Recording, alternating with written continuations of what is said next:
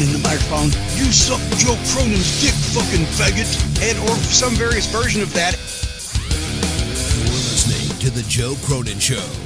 Don't forget to like, comment, and body slam that subscribe button. This is we knew there was going to be interference. Guy, and I can honestly say, Joe Cronin is God. Awful, that is. You guys seriously listen to this guy? And now it's time for The Joe Cronin Show. And he's got a cool way of talking in the microphone.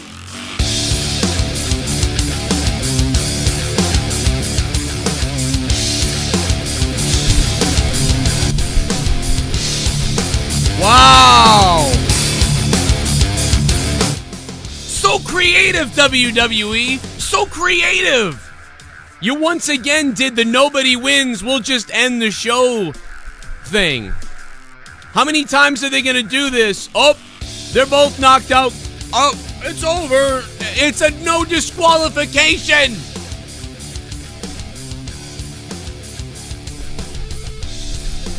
Man, every match ended fucking retarded almost. Like, I swear to God, almost every match tonight ended full retard, dude.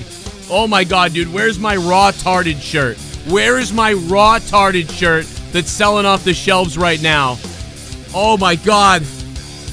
Oh my God, dude. Enough of this already. I'm so sick of this. Why do we have to sit through that match? Just listen to that cunt who was screaming. Did anyone hear that stupid bitch who wouldn't shut her fucking mouth? Dude, how come someone didn't stick their dick in her mouth? Like, shut the fuck up, bitch. Who the fuck are you? If that lady was sitting next to me, I swear to God, I always said I would never ever hit a woman I never have. I might have punched her. And then I might have waterboarded her. I would have ripped my shirt off, I would have wrapped it around her face, and I would have poured everyone around me's beer in her fucking gullet. Shut the fuck up, you big giant San Antonio slut. Okay? Dude, what the fuck was that? Dude, I mean, like, it was worse than I thought the ending would be. I was loving it for a second, like, but it's like, dude, I'm so sick of Brock Lesnar. I'm so sick of Roman Reigns, and I'm sick of Braun Strowman now, too. WWE has made me sick of Braun Strowman. WWE has already made me sick of Brock and Roman. Fuck this show tonight. Fuck this show tonight. It was going okay, but that ending just ruined my whole mood, dude. That pissed me the fuck off. Ugh. Now we got to deal with this all over again with a guy who doesn't showing up sometimes. I mean, I know we knew that Brock probably was here tonight, but we didn't, know how they were going to do it. I can't believe it. I started saying, I swear to God, if they end this in a draw, because they can't do this week to week on Monday nights. They can't tell a story Monday night, so they tell it on the pay-per-view. And it's still not even, oh my God, dude, I want to hurt somebody. I want to choke that tall, long-haired motherfucker. I want to choke him and his mother in the front row until they're blue in the face, and then throw them in a dumpster. Like, I want them to be choked. Like, I'm so angry right now. I'm violent. I'm that angry. I feel violent. Like, I can taste violence. I'm smelling violence. Like, I don't even know what to do. This pay-per-view, funny enough, was probably the best one of the year, if not the second best, behind SummerSlam, which is pathetic based on, all the shows of the year. I need a second to decompress. I'm really pissed off. We'll talk about it. It was just another bullshit ending tonight. There was so many bullshit endings, it was almost unbelievable. I'll have to think about what I want to give this thing tonight. I wasn't loving tonight, but I was liking it. I was okay with tonight. I was kind of like cruising along at like, it's like a 7 or a 6.5, maybe a 6.5. It's all right. What was there, 2 cell matches? That was it. And we thought there was going to be like 3. We even thought 4 at one point. There was 2. But anyway, Jake, what's up, man? This is Strowman's failed cash-in. You realize that, right? Right. I don't know if that can't. It's not going to count because they waved it off. Like, oh, it's over. No, the match ended, so his cash-in is over. Once the bell rings to start the match, that's your cash-in. No, they're going to take it back because the referee just waved it off. There was no winner or loser. But even still, I can't see how they'd give him the briefcase back because they started the match. Dude, does any of this make sense? WWE is a fucking know, bunch of fucking faggots, dude. You're a bunch of idiots, WWE. You're idiots. That's the thing. Maybe they'll do it, but any other time they've done this shit. Once the bell rings, because you have the briefcase until the bell rings. They've had all that shit where once the bell rings, then it's official. The bell rang, the match started, his briefcase was cashed in for tonight, so he had an unsuccessful cash-in. It also shouldn't have ended, so they broke that rule too, so it doesn't matter. There was no reason for it to end. They're rolling around the ring. They should have been able to still pin each other.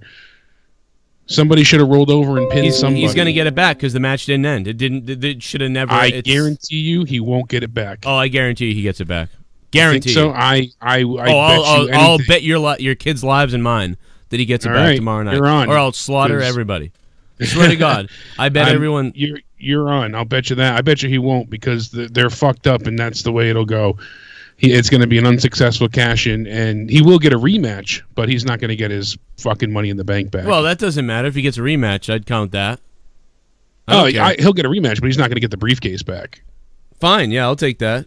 All right. Yeah. No, he'll definitely get a rematch. All right, but still, he should get it back. But yeah, but he won't get the Money in the Bank briefcase back. Not a chance in hell in a cell. They fucked that up. They ruined it because the briefcase, once the bell rings, and Foley counted 3 twice. So I know he's rusty as all hell. It's hard for him, whatever. But he made 2 official 3 counts, so that was a mess to begin with. And like you said, honestly, it wasn't a bad show. It was a good show. It was 6 weeks worth of storylines packed into one night because, like you said, week to week they can't tell a story cohesively. They did a decent job tonight. The match pacing was nice. There wasn't really any low moments. There wasn't really any slow spots to the point where like it really dragged on. To me, the match that was the slowest of the night, I felt like was The Miz and Maurice taking on Daniel Bryan and Brie. And that's pretty surprising if Daniel Bryan's one of the slower moments. Slow isn't least interesting, but all in all, it wasn't a bad night, and that ending just ruined everything for me. And it wasn't just because it's Brock. It's they can't get behind anybody. They can't get 100% behind Roman, so they had to wave off the match, or else they would have had Roman pin Braun because they don't want to make Braun look all that weak. They can't have Roman take a risk and go through the cage or off the cell, so they got to have Seth and Dolph, do it, and they got to have Dean and Dolph fight up top. It's like, why can't you just go ahead and let Roman take these risks? Why can't, he always has to be protected. So he couldn't go through the cage, he couldn't go off the cage, he couldn't go on top of the cage, and they can't back him 100%, so they can't let him win the match. They can't let Braun get the pin either because they don't want the pin, the title to change hands. So they're not with anybody, and that's the problem. When you don't stand with anybody, it's just a mess, and that's so evidently obvious tonight. Everything was just a big confounded shite. It was just a huge mess. Confounded, dude. There was this bitch screaming. Oh, I know. I want to choke somebody. She was screeching like a banshee. We could hear her on TV so clearly. Can you imagine what she sounded like live? Anybody near her? They hear the live feed. God. I know they have somebody that checks the feed for certain chants and stuff. So why don't they tell somebody? They took away signs that said "Boo the Woo." They took away signs that said "Boo Charlotte Flair tonight." Yeah. Oh, but we want the people to choose. We want the people to choose. You know what? You're full of shit. You're full of shit. You fucking lying fuckheads. You're so full of fucking shit. We have eyewitnesses. We have contacts that say you took away signs that were booing Charlotte Flair. You took away signs that said that. You're such a fucking liar. Shut your fuck-ass lying mouths, Road Dogg and everybody else. You're fucking lying cocksuckers. Stop lying, you fucking lying stupid fuck babies. Seriously. Don't fucking lie. Just fucking say, yeah, we're cocksuckers. Yeah, we take signs we don't like. Oh, we want the people to choose. if it's Charlotte or Becky. It's not like that. We're not stupid trying to push Charlotte. We want the people to be able to choose. Becky's like an anti-hero. Get it? Well, then why did you take those signs away? You fucking morons. You lying cocksuckers. Why didn't you take that fucking cunt who was screaming the whole time out? And by the way, who's this dumb bitch from Dead Fucking Assholes podcast who fucking told me that I was fucking crazy somehow? Y'all some sour asses who clearly never had fun. Oh, yeah. Because I always have fun when some girl is next to me going, ah! Like, do you think that was fun for the people that were around her since it came off on the TV louder than the commentary? Someone punched the bitch who's screaming. Oh, you never have fun. Oh, yeah, I always have fun when I'm bleeding from the ears. You dead fucking girl's dumbass. Jesus Christ, dude. Blake said that was Noelle Foley screaming. Oh, my God, are you kidding me? I mean, I don't have any proof on that. That's what he had said, though. No, he don't. No way.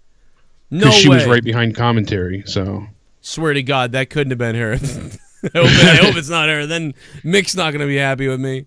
No, imagine if it is, though. But even still, my dude, God. Whoever that is. No, there's no way. Noelle knows not to. Because you know what? Because it was going on a bit before that, too. Michael Cole would have turned around. And somebody would have turned around and be like, stop, Noelle. Please stop.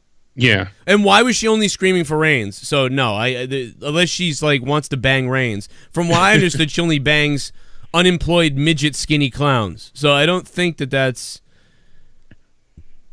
I don't even know, man. And Brock did look like a badass. I mean, him kicking the door off and all that, that's fine. Cool. And you're like, you start to get into it. You're like, yeah, look at that.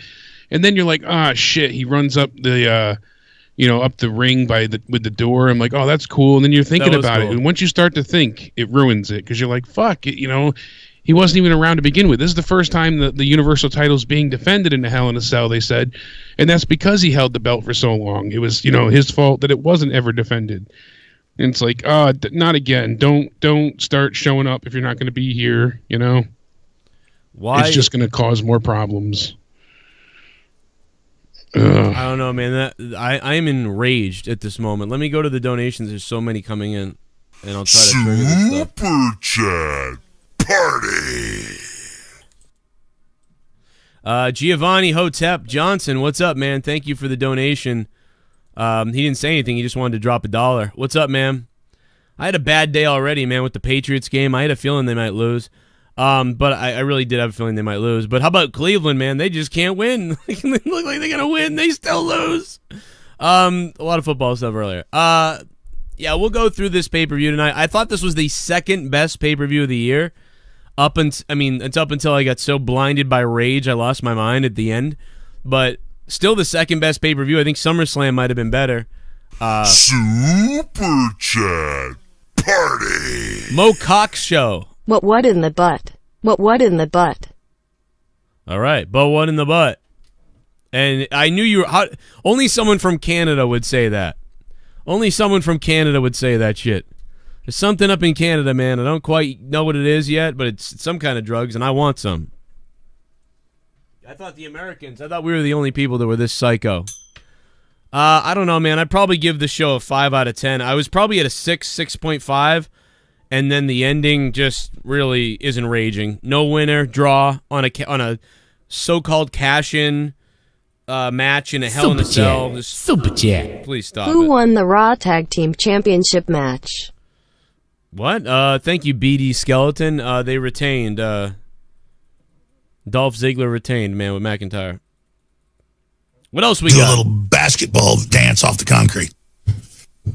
I mean, I'm just so sick of you little meth head devil worshippers. I'll be honest, I'd like to take a big bite out of your face.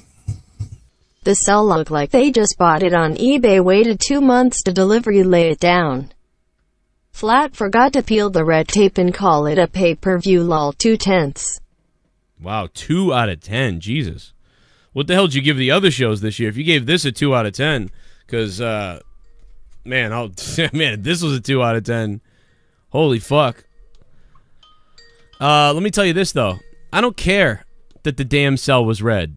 I said it in my video earlier, and if you didn't watch my video earlier, then there's something wrong with you. But I put up a video earlier. I don't care that the cell is red. I couldn't give a shit what color it is. They change things like this all the time. I like that it was red. I like that they did something different. Problem was, you know, shit, what they were going to do in the match. I don't understand why we keep watching this. Granted, it stings less paying instead of the old 40. But I don't buy tickets to events for this very reason. Hours to just string the story along even more instead of finishing it. Was a fine match too. No, it wasn't.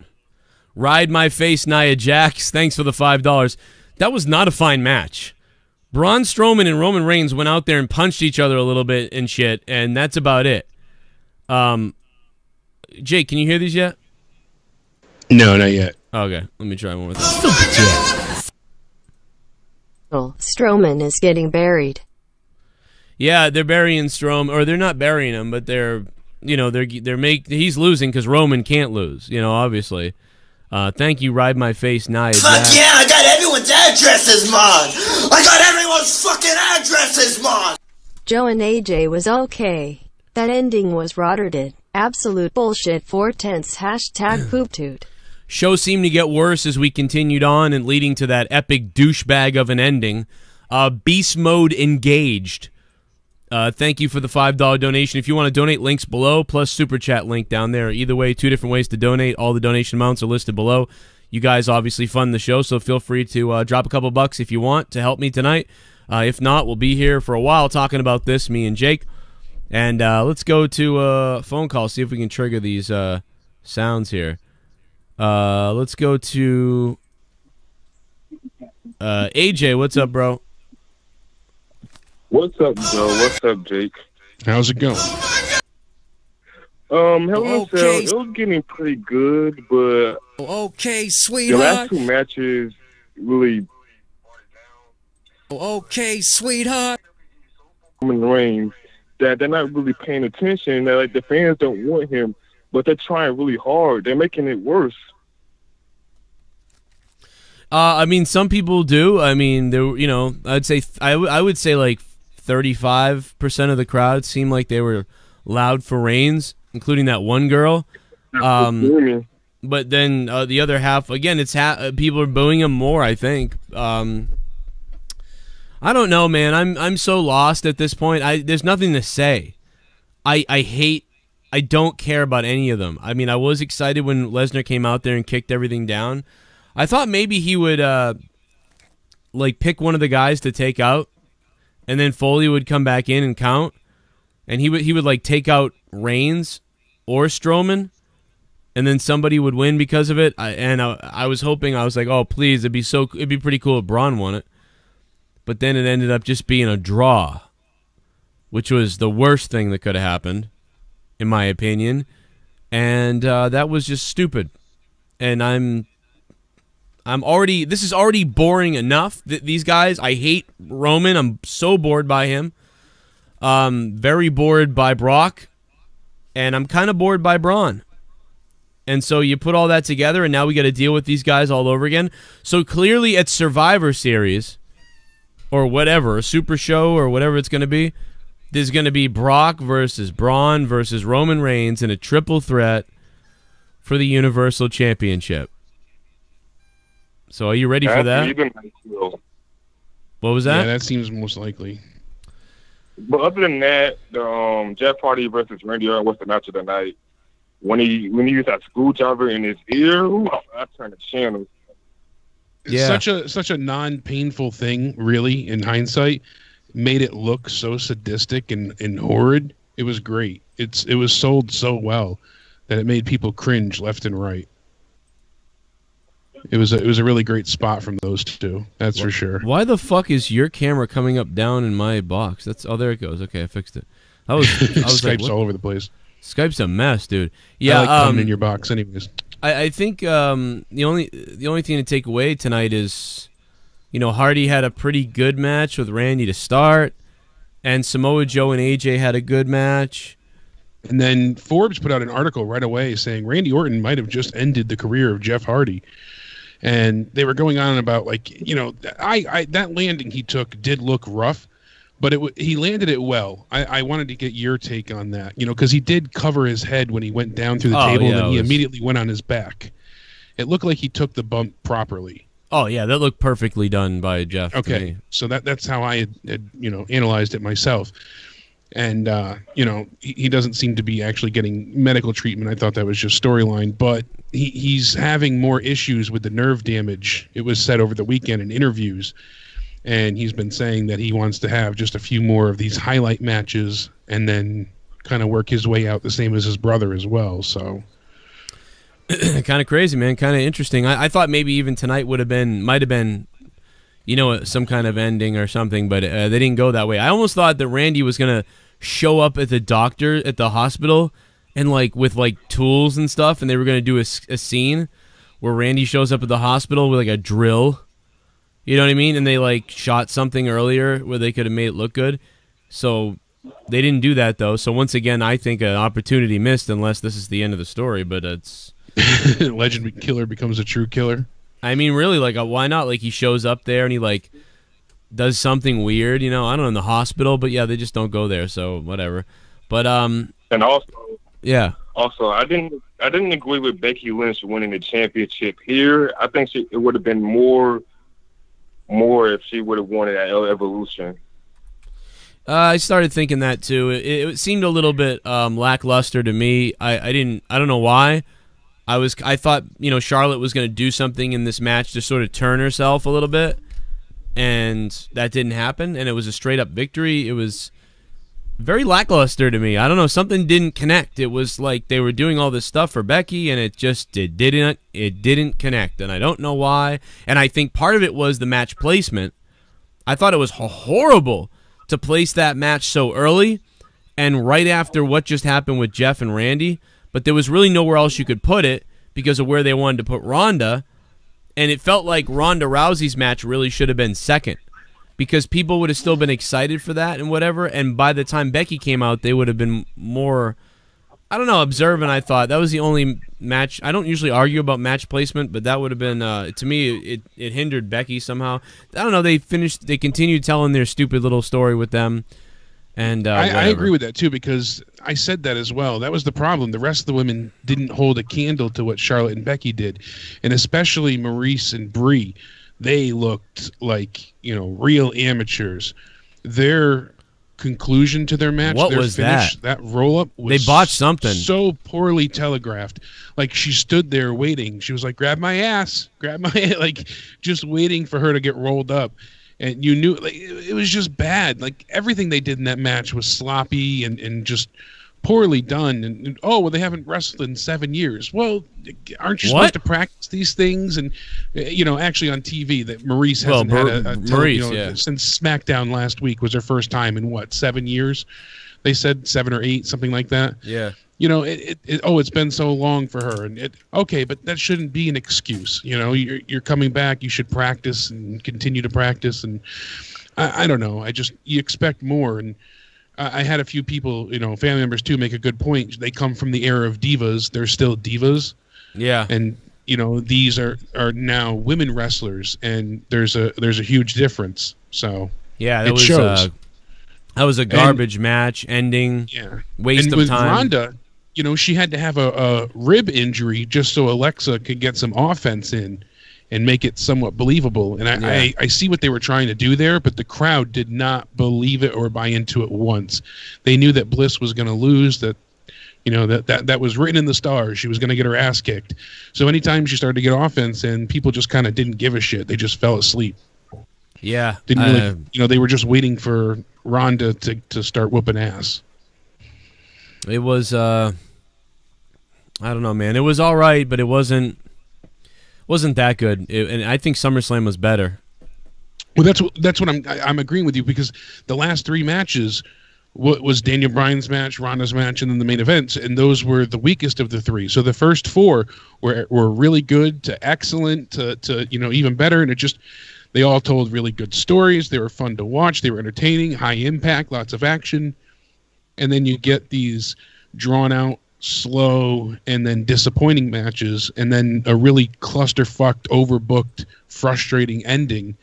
And unfortunately, it just leaves a bad taste in your mouth, and it ruins the whole night. So, I mean, well, be that as it may, they could have had Becky and Charlotte go second to last, and that would have at least saved some of the momentum, I think, or AJ and Samoa Joe. It was just there was a lot of stuff on this thing. Nothing was better than Randy and Jeff, and I didn't even love that. So, maybe Samoa Joe and AJ. 832's on the phone. What's up, 832? Hey, man. What's up, Brother Cronin? What's going on, Jake? How's it going? Hey, man. Speaking of that Jeff Hardy, Randy Orton Hell in a Cell match, man, did you see after Hardy hit that swanton with the chair, how it just completely cut Randy's thigh open? You see that chunk of skin hanging? That was kind of gnarly. I think he got hit in the mouth with it, too, or something, because he heard it. I don't know. They might have been selling that. But, yeah, Randy had, like, several holes in his body, as usual. Yeah, the belt that Jeff was wearing, the steel-studded belt. I love how they add steel to everything. The steel-studded waffles that they were eating in the crowd. It's just like everything's steel, but the belt that he got hit with too a few times, that's what slid open one of the spots on his back when he got hit with it in return, and that was a brutal cut. So that bled quite a bit too. Now, one more question. Now, with Braun not winning the title tonight, do you officially see him not ever getting the title? Because I was convinced he was going to get the title. I thought it was going to be a thing. Maybe Brock came in there, F5 Roman, and then draped Braun over Roman and got the pin. I thought that would have been a better outcome than what originally happened tonight.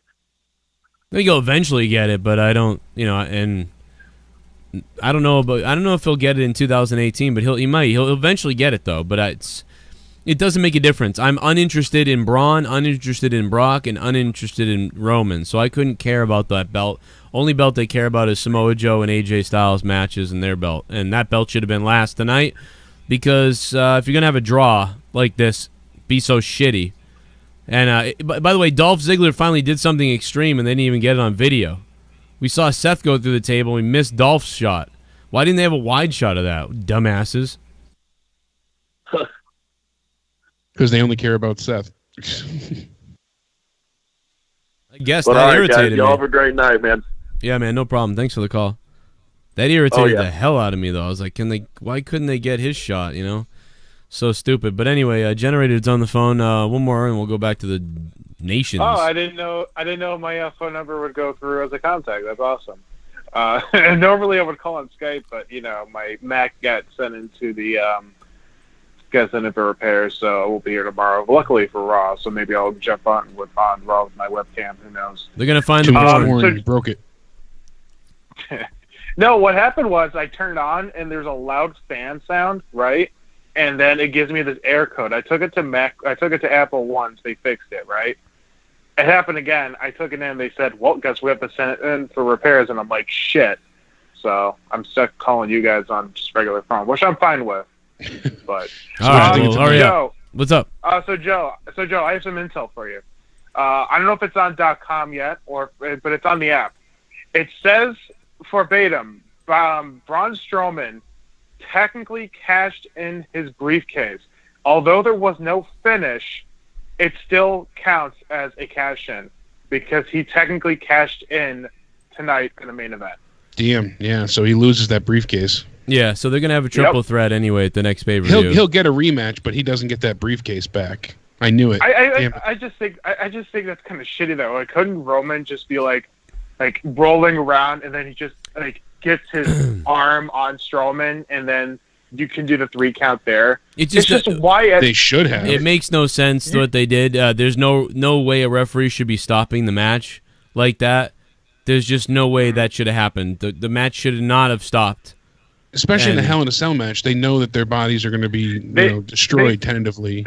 They literally killed the whole purpose of the fucking cell. Like, to me, I would have, if they were just going to do that finish, then damn, just make it the friggin' no-holds-barred match if you're that friggin', I would have just put Becky and friggin' Charlotte in that cell, if anything. But my the pay-per-view, I thought, and it's really hard for me to judge because I thought the ending really killed it for me.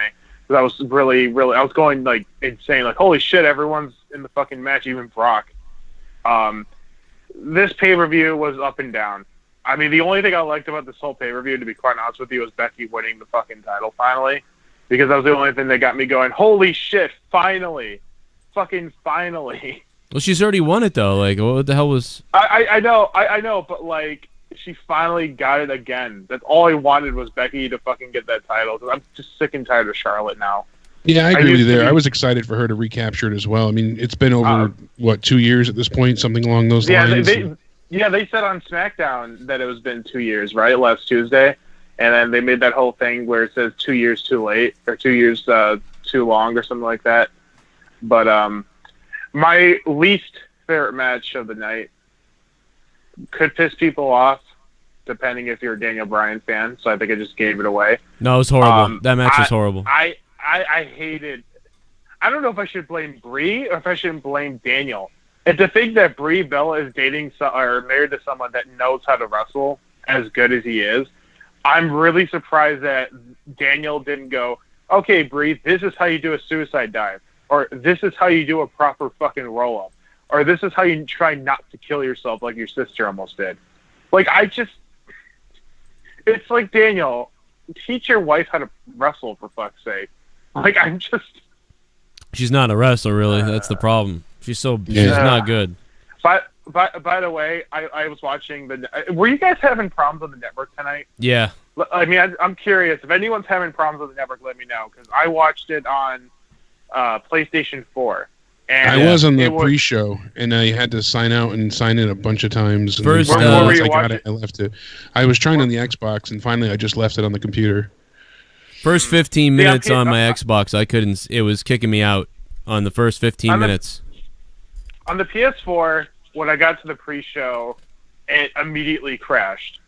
Yeah. When I got to Ronda's match, it kept freeze framing.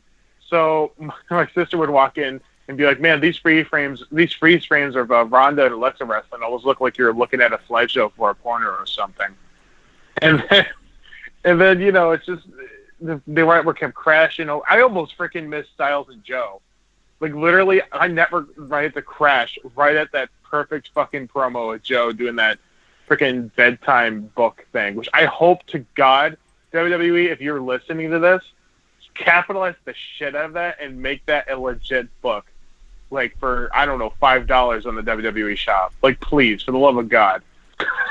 Oh, my God. Imagine reading that book. Please tell me I would not be the only one that would buy it. Just you would buy it. You'd probably buy it, and then you would leave a cum stain on Joe's face. That's what would happen. You could freeze frame with your sister. You leave a jizz stain on Joe's face, right on his chin. Generated, thanks for the call. Your Browns lost today. Let's go to the donations real quick here. Maybe you can hear them. Oh! Yeah. This is what it's like to watch Monday Night. Oh, what the hell am I staring at? What the fuck? Oh, Vince McMahon, you're killing me.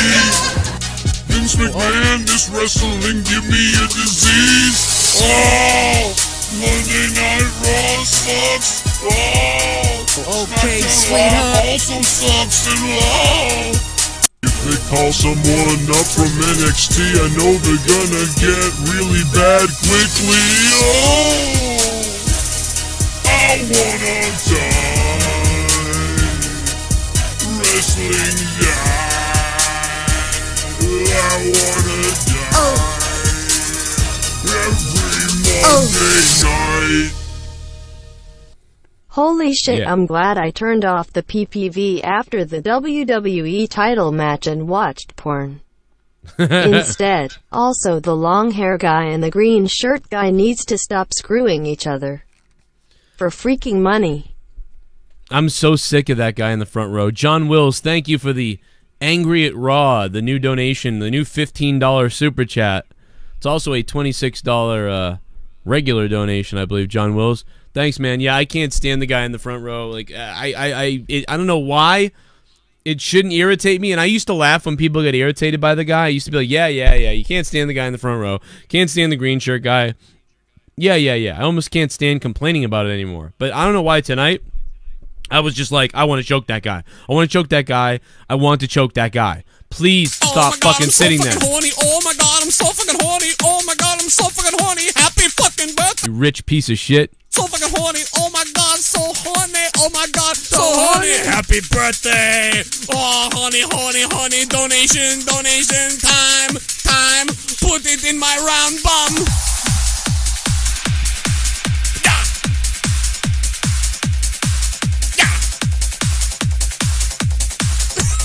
Impaling someone with a screwdriver is okay, but a pile driver is not okay. Yeah, right. WTF WWE logic, fuck my ass.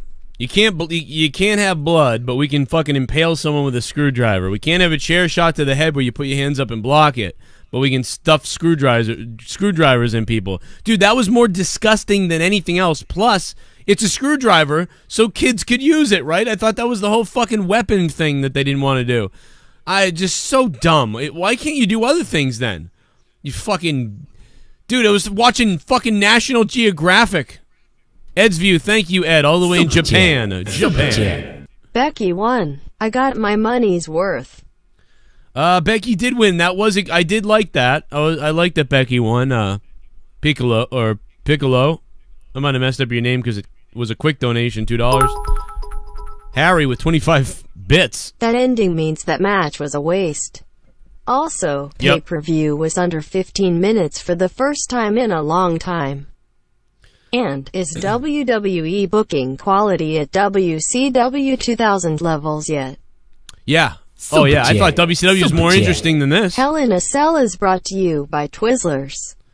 Man of 1,005 holes. Thanks, man. You can put a Twizzler in your hole. Yeah, no, dude, WCW in 2000 was better. Well, in some ways. Give it a hell yeah! It was better. Oh boy, I can't wait for a triple threat match at Australia with Brock, Roman, and Braun. Fucking lame. I'm so tired of these guys. We need a new fresh dude like Drew as champ. Actually, anybody but these three fucking guys. Hashtag fuck Roman. Mavado, what's been up, dude? Holy shit, I haven't heard from you in a while, I feel like. Mavado, what's been up, man? Thanks for the $5. 316. Yeah, no, I can't stand it, man. Give it a hell yeah! I want Drew McIntyre. Evie a lot. Best of the year, easy.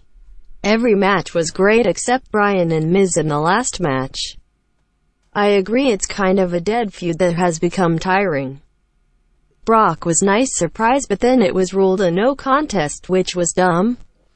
Yeah, and Jeff Hardy, murdered himself. That ending was stupid. A lot of people thought, everything kind of had a weird ending. Diverse. Thanks for the 316, man. Good to hear from you, Diverse, as well. What's up? ShiBUM. Sup, Joe and Jake? Well, that was fucking dumb. Lazy motherfuckers. Lazy motherfuckers. So now we get another fucking triple threat. But other than that, Hardy and Orton was great. That was good. Becky wins the title and AJ and Joe was good, but fuck that ending. Yeah, fuck that ending. Fuck that ending, man. That really soured me tonight, man.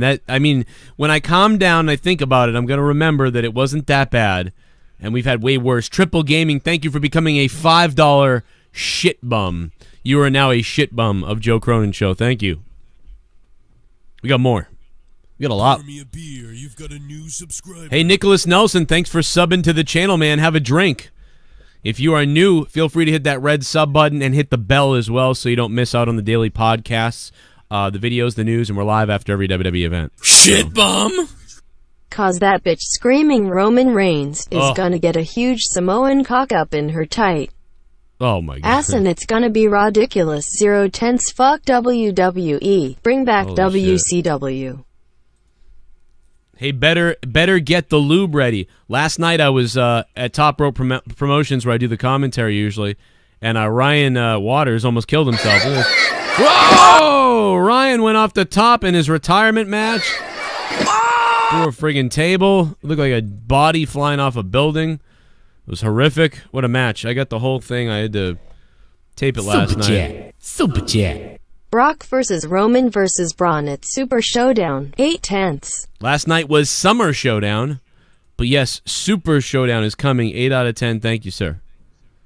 8 out of 10. That's a damn good rating. Yeah! You liked it. I hate that they're still trying to say subtle shit about Becky being in the wrong and Heelish. The crowd popped like fuck when Becky won. Then the camera focused on Charlotte and played it off like Becky doesn't deserve the belt, like she robbed her. Yeah. Yeah, I don't understand Movado. I don't get where they're going with that. By the way, I'm sorry if I look a little pixelated tonight. I accidentally set the resolution low, so I apologize, guys. My video might look a little less HD than usual. It's my fault. Deity Zero, thanks for subbing. What's up, man? Have a drink for me, Deity. You'll be at home with Matt Hardy. We should try to get Matt Hardy on the podcast. I'll hit him up. $9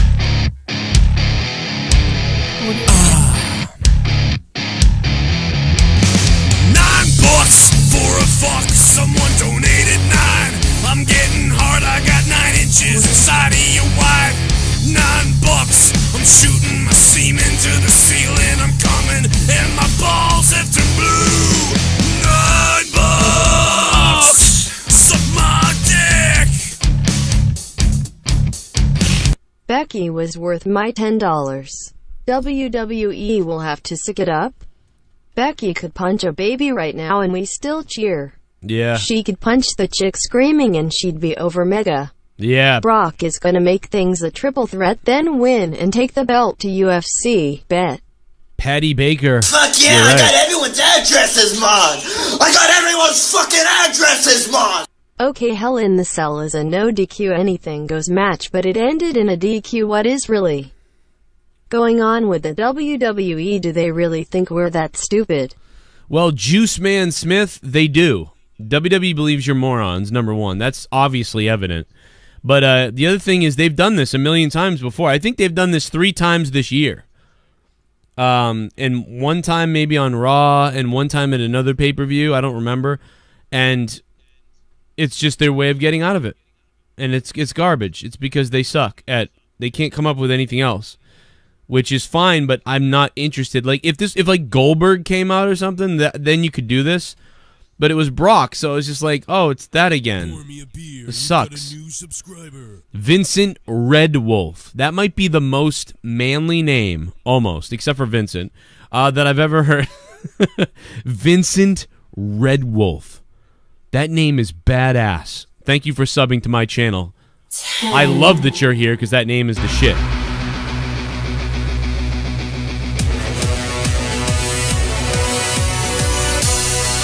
He is the perfect 10. And he's nowhere to be found, Ty Dillinger. Hey Joe, sorry, that was me screaming Roman Reigns, but I was screaming because I had 2 fat black cocks in my ass and my pussy. Oh my god. Oh my god, it's Blumpkin. It's Blumpkin cunt pussy juice. Thank you, Blumpkin, for donating. What's been up? Man, thanks for the $10. And yeah, you really need to get yourself a muzzle, because I'm telling you what, you were so goddamn loud. Like, I'm surprised you didn't get thrown out, okay? Because it was bad. It was like, man, if you were sitting next to me, I would have probably would have dumped hot coffee on you, because that was just unacceptable. Way too loud. Like, your tone, it was so high-pitched and everything. I don't care what goes in you, okay? You just can't be that loud. It was horrific. It was horrific to listen to, and it was a... I guarantee you, Blumpkin, it was a nightmare for anybody around you. So the next time, please, like, just don't do that. Like, leave that shit at home. Don't do it. Fucking... Like, it was so hard to, like, watch the match with that screaming. Like, I don't know where that... I can't believe that was Noelle Foley. I really can't believe that was her. If that was her, then I almost think that they were in the back and they were like, make sure you cheer loudly for Roman, because we all know how much Mick Foley likes Roman. Because remember, Mick Foley is the guy who told me to take it easy on Roman, if we all remember. In fact, do I have that? Because Mick Foley was the one that told us to take it easy on Roman Reigns. And if you don't remember that, because remember, if you're in the WWE, you got to stooge out. You got to stooge out and just tell everybody how great Roman is and everything else like that. So let's go back in time to when Mick Foley used to be on the show, and he told me to lay off Roman one time. Hello, Joe. Joe, this is Joe Cronin, the Joe Cronin of the Joe Cronin Show. Joe Cronin has over 12,000 subscribers to his YouTube show. Mick Foley. Oh my God, Mick Foley, you made a video. I'm a three-time Let's just cut to the WWE point. champion. Hopefully you say some nice things about Roman Reigns. He's a nice guy. About Roman Reigns. He's a nice guy. Great athlete. Been given a hard time lately. So just put it out there. The Mick says he's a nice guy. Cut him some slack, Jack. I can appreciate that Roman Reigns is a nice guy. Nobody really hates Roman Reigns, the guy. I don't hate Roman Reigns, the guy. He's probably awesome. I hate the character I have to look at every single week. Because Roman Reigns isn't the guy's real name.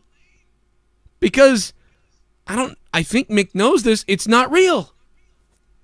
But I don't know. So anyway, that was that. But thank you, Blumpkin Cunt Pussy Juice, for the donation, man. I appreciate it. Get that jam on, baby. Y'all know about it? For the donation. That Blumpkin Cunt Pussy? Here we go.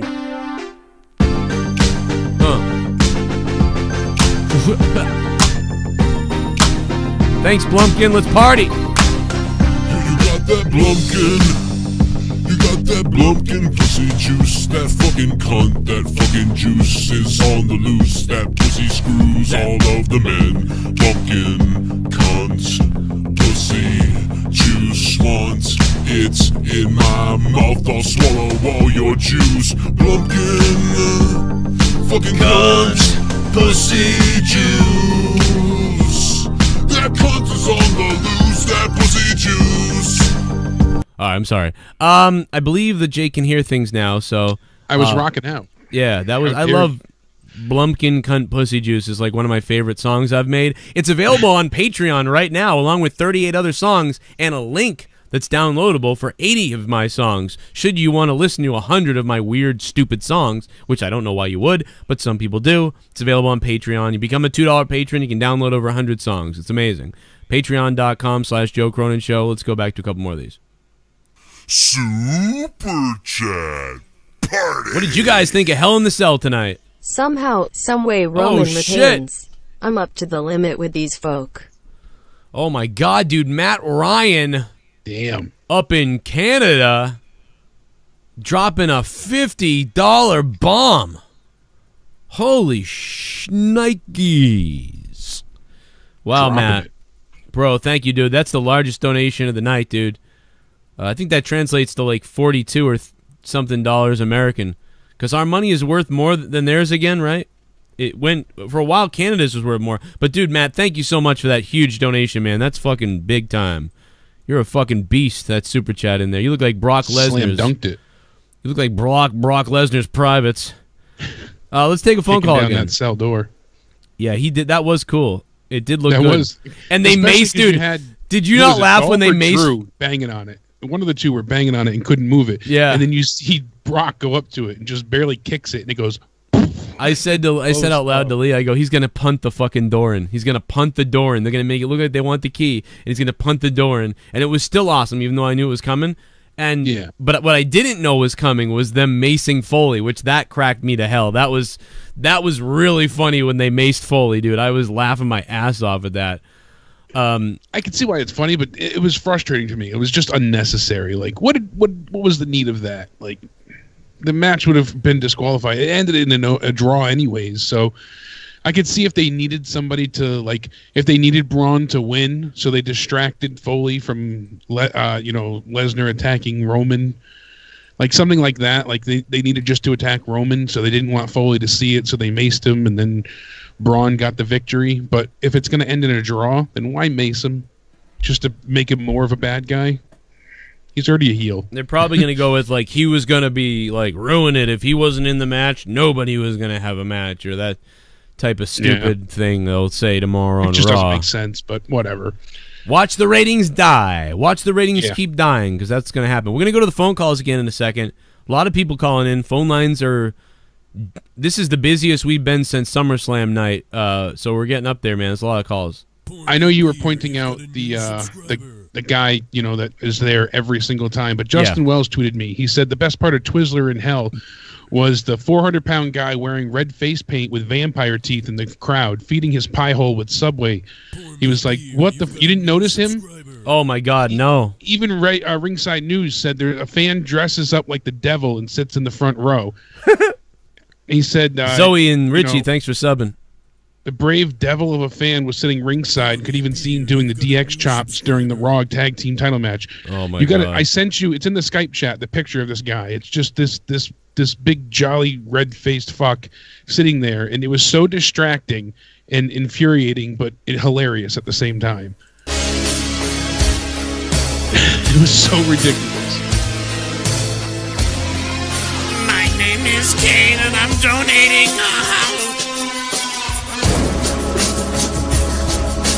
Sorry, Joe, for screaming so much tonight. WWE gave me $20 every time I yelled for the big dog.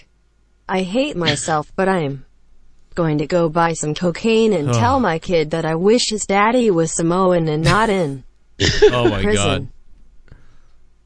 Can somebody, hey, lady screaming in front row, fuck you. Sorry, Joe, for screaming. I don't think that's really her. But what I will say is that stupid person who was tweeting me, the mic placement near her seat.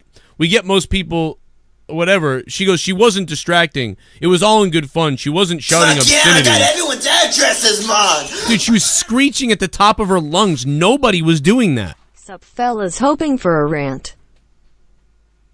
Oh, you got one, Lewis Money. It already happened at the beginning of the show. So if you missed it, I was talking about choking people and all kinds of stuff.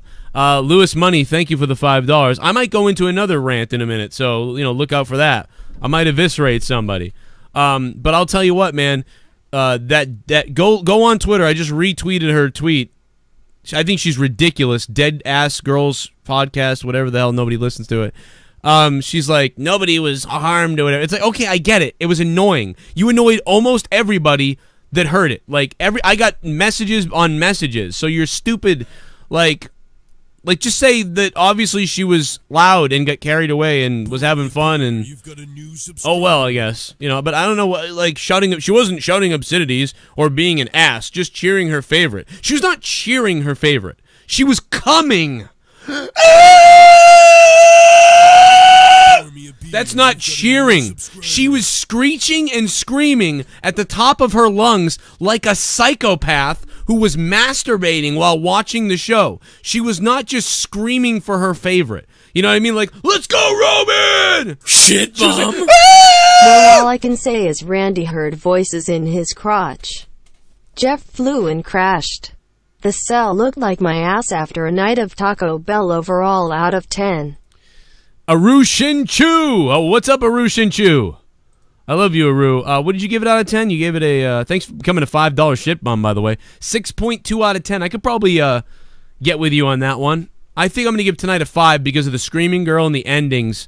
But it was pretty good. Maybe a 6, but I'll go 5.5. How about that? I'll go 5.5. It was okay. SummerSlam, I think, was better. I get that the mic could be near your seat, but no, it wasn't. We heard her in the background. Like, that's the thing. Like, dude, this chick, by the way, my Twitter is @CorruptedPod, because my other show is Corrupted Podcast. Nothing to do with wrestling, Corrupted Podcast. You should listen to it. You can hear it every week on patreon.com/Joe Cronin Show. We did an amazing show last night. Please become a patron and listen to that show if you like what I do. $1 or $2 a month, you can hear everything. $5 gets you just about everything, though. If you want to sample it before you become a patron for $5 a month or $2 a month or whatever you want to do, there's the first 30 episodes are available on iTunes for free. They're on iTunes. The first 30 episodes of Corrupted Podcast. So my Twitter account now is @CorruptedPod because I am banned for life on Twitter, but we still control the Corrupted Twitter account. But we can't make the Joe Cronin Show ones because we're banned from doing that. So look at her tweet. The mic placement near her seat. We get it. Most people who have found it distracting, but it's all... Is this the girl? Like, what do you mean we get it? Do we know this person? Because I tweeted this out randomly. I tweeted this out randomly just on my own Twitter line. I just said, someone punch the bitch who's screaming for Reigns. I mean, obviously, I don't really want to punch a person or have someone punch, but it was like, Jesus. By the way, I noticed that cocksucker, what's his face, is still got a Twitter account, and he said he was bringing a gun to the Toronto Raw. Yeah. So I loved your reply to that. By the way. Did you bring your gun? At least you didn't bring your gun, you fucking cunt, Jason Sensation. How come I'm banned on Twitter for life for saying nothing, and this dude threatens to kill people with his gun, or kill himself, rather. Correct that. It's just, fuck you, Twitter. Jack, I hope you fucking die in an automobile accident. The mic placement on her seat. We get most people find it distracting. It wasn't distracting. I mean, it was. But that was, like, no. It was enraging to listen to. It was fucking enraging. But it's all in good fun. And I get that it was. And by the way, I'm not trying to hinder the fun. And I'm not even, like, I don't know, like, because I don't want to, you know, whatever. I'm just telling you how I feel. I'm not trying to hinder your fun. But if I was there, I might have thrown a drink in your face. That, or what I would have done is I would have screamed for Braun even louder than she was screaming in her fucking ear. And I said, oh, it's all just good fun! But dude, it was fucking enraging. She wasn't shouting obscenities. Who cares? I don't care if she was shouting obscenities, as long as she wasn't screeching like that. She was just cheering her favorite. I'm sure everyone gets hyped. Yeah, nobody got hyped like that. Ever. Like, that is the loudest I've heard anybody in a long time, and she was miles louder than anybody else. Dude, get this fucker a muzzle, dude. Go on the Twitter and just fucking, like, look at that comment. Tram it all. Just silence her. Oh my god, dude. Just dump beer on her head or something. Like, I mean, that was really hard to deal with. Like, it was really, really hard to deal with. Let me go back to the. Let me see where we are with the donation. Super chat. We'll go to the calls in a minute. 0 excitement going in, 0 going out for me, grinning face with big eyes. Yeah, that's the funny thing. Madamax 12. It was 0 excitement going in, 0 coming out, but it was like an okay show. If that makes any sense. Like okay, I mean, you know, a 6 out of 10 or a 5.5 out of 10. Sensational Fox 25. It's either a hot girl or a news station. Thanks for subbing. Pour me a beer. You've got a new subscriber. Jacob Guevara, what's up, man? Thanks for subscribing as well. Jacob. And you're saying triple threat for what? Super Showdown? You think? I don't know whether it's Super Showdown or Survivor Series. Because the Shield is taking on Drew, Dolph, and Braun. That's already confirmed. Oh, so then, well, yeah, then it's Survivor Series. It would have to go to Survivor Series. Yeah. And the problem is that they still are considering doing the 5-on-5, so they might push this out Jeff even Hardy more. and Dean Ambrose were seen backstage bragging about what objects they got impaled with. Yeah, there was a lot of object impalement tonight. You've got a new subscriber. The Equalizer Even Stevens 007. Thanks for subscribing. That's the longest name ever on YouTube. Pour me a beer, man. Thank you, bro. Yeah, tomorrow night we'll be live after Raw as well. Give me a hell yeah! Rodder did PPV. God awful ending for me. Oh, God, it was bad. I wish I could find my t-shirt to hold it up. I don't know what I did with it. Because it has been selling, man. People are buying the shirt. Jason Tarr, thanks for the donation, my friend. Let's take a look at it for the people who haven't seen it yet. Jason Tarr, man, I love you, bro. Thanks for all the support over the years. Get the all-new Raw Tarded shirt. Raw Tarded. It's in the description box down below. That fucking faggot Roman Reigns is going to get it. I would have rolled out and crashed right into the door until the door broke. When I was in the WWF, shit was better. Hashtag wheelchair. Lex Luger, thanks, man. Roll yourself down. What's up, Lex? I don't know why when other people say the F word, I get all cringed out. So, like, imagine what people must think when I drop the F-bomb. The nice fagger. I just, I get mad, man, and that's the word. That's the word we go to. I ain't going to be Norm MacDonald, though, saying, I didn't mean to say that. No, fuck that. You've got a new subscriber. Anil Chatter, thanks for subbing to the channel. A lot of people are subbing to the channel right now. We're getting 100 subs. People are going nuts. Flipping out. People are calling 339-226-6610. I'll put you guys on if you guys want to talk.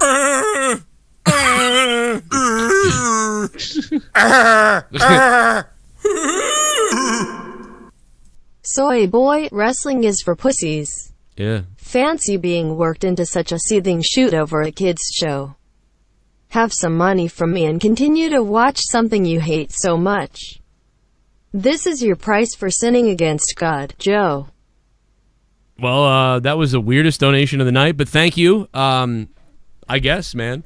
Hey, if I didn't make a living talking about a kid show, as you say, then I guess I wouldn't watch. But because if I wasn't doing this show, I wouldn't be watching. In fact, I started my show here on YouTube because I couldn't watch anymore. So the only reason I could justify watching was to critique it. Back in 2012, I finally tapped out. I said, you know what? It's 2012, and this wrestling just has gone to hell. And believe it or not, it actually got worse. And then it got a little better because we got better wrestlers now than we had. So in a way, things did get a little better in some ways. But yeah, man, thank you for the $14 though, man. But I'm going to keep watching it, man, because I've been watching it my whole life. And everybody has, too, by the way. There's like 40 and 50-year-olds watching. Boys does. By the way, if it's only, it is for the kids, too, and that's their mistake, because there's actually less kids watching than guys. Then the audience is 60% over the age of 18. Like 60% of the audience is over the age of 18, I believe. It's crazy. Go to the shows and look around. Last week's standing was only a 0.9 for 18 to 25, I think. The higher standings was 25 to 34. Right. The old, the Attitude Era people. Yeah, so the people they're not catering to at all. Yeah, so see what happens is when you were like us, because remember, I was about to stop watching wrestling in 95, 96. I started tuning out a little bit. And then the Attitude Era happened, and I was like, oh my God, this is awesome. And as a 13 and 14-year-old, I was about to stop watching wrestling. And then the Attitude Era happened, and it became the coolest thing on the planet, and I continued watching then. And then after the Attitude Era, I was like, eventually I realized, man, it's not quite like how it was, but it's still pretty good, and I'll still watch. And then it got kind of lame, and then it got really bad, and I made my YouTube channel. So, you know, these kids that started watching when they were 5, 6, and 7 years ago, that were Cena fans in 06, 7, 8, and 9, a lot of those people stopped watching. And the thing is about us is we saw things that, like, you couldn't turn away from, like, oh my God, like, this was so crazy, maybe it will happen again. So, like, that's why those people are still watching, because it was so good in the late 90s and 2000s that, you know, it was compelling. You're like, I'm still, you're right, I'm still watching because of that. So what you're doing is all the newer fans over the last 10 years, those are the ones that are tuning out more than anything. They have a short span watching this. New WWE fans have a span of like 1 year to 3 years, and then they stop watching because they're eventually it just becomes like, this is dumb. Like, I'm gonna go watch MMA. A lot of the fans, their main issue, according to like surveys and stuff like that, people why they stopped watching was because when they start watching, they have one particular favorite, and then the way it's booked right now, that one favorite only stays in the limelight typically for 1 to 3 years, and then they stop watching. Just like you said, so it is 1 to 3 years, but that main focus only stays on that one star for so long, and then it kind of fades away, and they're no longer the main focus of things, and then they get away from them. You know, like when 2 years ago, Becky was the main focus. She was the SmackDown Live Women's Champion, and then after about 6 months, you didn't see her anymore. So all the big Becky fans had, you know, you barely saw her at all, and it was like, all right, and people stopped watching that were Becky fans. Same thing with Bayley and Sasha fans right now. All the girls that were big into them, they're not watching as much because they're not on. You know, and it just, that cycle continues. So, yeah, it's like, you know, it's I don't know, man. I don't know what to say. You know, it's very, very reflective of what's going on. It's like money has gone up for the WWE higher than it's ever gone. Like, the money is up. They are making the most money that they've ever made before right now. But they are getting some of the lowest ratings that they've ever had before, and they're having some of the lowest attendance that they've ever had before. And it is so baffling. And everybody is like, there's a guy for everybody, but there's a guy for, like, everybody has their favorite, but there's not a guy for everybody. That's what I'm trying to say. Like, there's a guy for everybody, but there's not a guy for everybody, if that makes any sense. So there's not one, everybody can like somebody, but there's not the one for all. Right, that's exactly it. There's not one guy that everybody is like, this guy, like, this is it. Oh my God, you have to watch this guy. That's we were all enamored with somebody at one point in time because they were the one to be like fully captivated with. Like they commanded your attention. We don't have that anymore. There are no more top people, and that's the thing. And at least then, even if you didn't like the top guy, there was still a bunch of stories that interested you. Well, now there's no stories to fall back on, and there's no characteristics and riveting mannerisms, and there's nothing to fall back on. So if you don't like someone in particular and they're not being properly utilized, what else is there to watch for? Yeah, it's tough to juggle people around, and I mean, it doesn't help that we complain like maniacs. You got people like us complaining up the ass because we're so jaded we can't deal with illogical stuff or things that we think are illogical, and some of us are oversensitive and overcompensating and overthinking. And then the younger kids are being spoiled by some of the older people who are spoiled and jaded. And it's just a mess all the way around. And this is all because of what Vince did years ago. You're seeing the effects of it. But honestly, the number one problem, as always, the week-to-week show sucks. Yeah. And that's it. That's the problem. The week-to-week show fucking sucks. So let me go through this real quick. And we're going to take calls again. So if anybody wants to call, I will take your call almost immediately. The phone lines have died down a bit because people have realized they can get through. They probably get frustrated calling. So there's only a few calls coming in. I'll take your call immediately. Well, okay, don't call now because now I took one. 573, what's up? What's up? Hey, man, what's going on? Man? You're live, bro. What's up? Good. What's up, man? Okay, this is Jake, right? Yeah, no, this is Dan and Jake. I mean, Joe and Jake. Yeah, we're here. Oh, okay. But anyways, I was going back and forth with the Cowboys game and the Hell in the Cell. Yeah, me too, a little bit. Mm-hmm. Oh, okay. Can you hear me, man? Yeah. What's up, man? What's good with you? What was that? You already know, man. Just okay. Well, okay. The show was all right, man, but the ending was shit.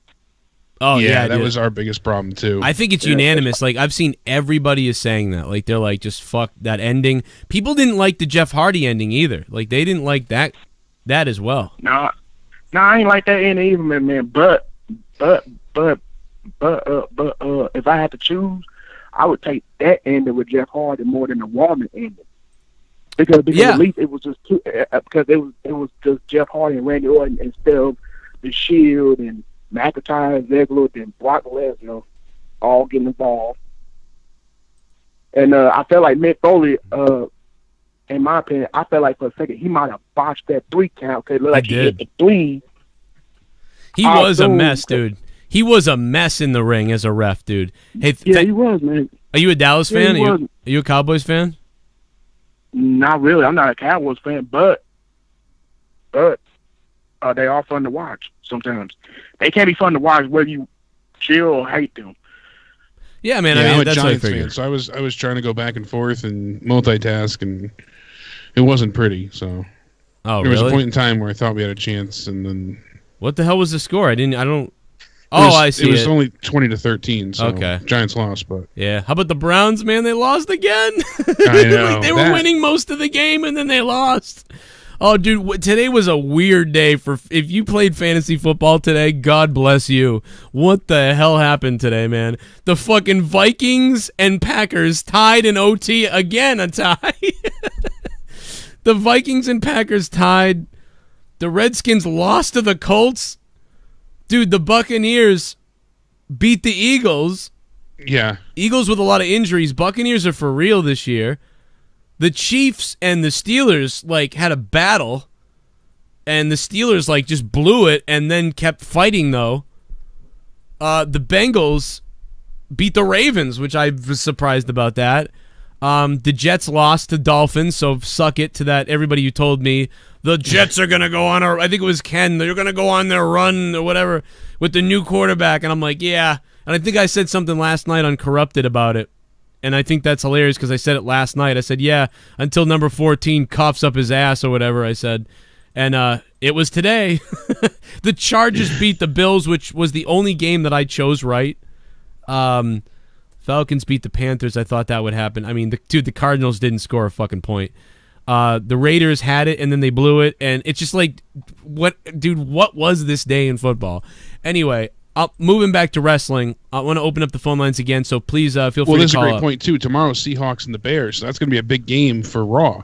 And that's another weird game, by the way. Yeah, so... Because the Bears have been not very good, but they've been getting more solid a little bit, and the Seahawks are trending the other way, so who the hell is going to... I don't even know. I would go with Seahawks, but you never know. I'd like to think so as well, but... You never know, like you said, but it's gonna be an important game nevertheless. It really, dude. I'm telling you, like, I'm surprised. I know Tampa Bay was on fire the other day, last week, but I picked the Eagles. I was like, man, I'm going with the Eagles. I mean, I'm going with the Eagles to go to the Final Four at the end of the season. So I'm really shocked. The Eagles have a lot of injuries right now, though. So I was like, okay, maybe it's because of the injuries. I wasn't paying enough attention. I thought the Patriots might lose to the Jaguars. This was one I picked. I said the Patriots might lose 3 games this year, and that was one I circled. I was like, that game is going to be really tough. And the Patriots don't look right now. It doesn't seem right, and that's happened before, so I'm not that worried. But it's just like, the Patriots always lose 1 or 2 games where you go, what the fuck happened? Oh, well. And then they go back to being right. But we'll see. I don't know. This year might be different. But anyway, I'm sorry to talk about football and whatever the fuck. But yeah, I was with the Eagles, man. I actually picked them, even though you think I mean, I hate Philly though, but I mean, I hate the Eagles. They're the one team that I'm like, ugh. Yeah. Unfortunately, they finally beat the Patriots. They're so happy, like after all those years of like, they beat us. They pissed on their butts, and they cheated. Oh, I'm sorry. Bitch, had to smite them. Yeah. Bill Burr must have been pissed, like when that happened last year. But because now it's like, here we go. He's gonna hear it from all the Eagles fans. But the good news is half of them will... Oh, never mind. Let's take a phone call. Diverse is calling, so let's put Diverse on. And then we got some... Well, I look weird in this photo. What the fuck's going on? Hey, Diverse, what's up, man? Hey, how's it going? How you doing, man? How are you? All right. So I guess you saw in my comment, I actually liked it a lot.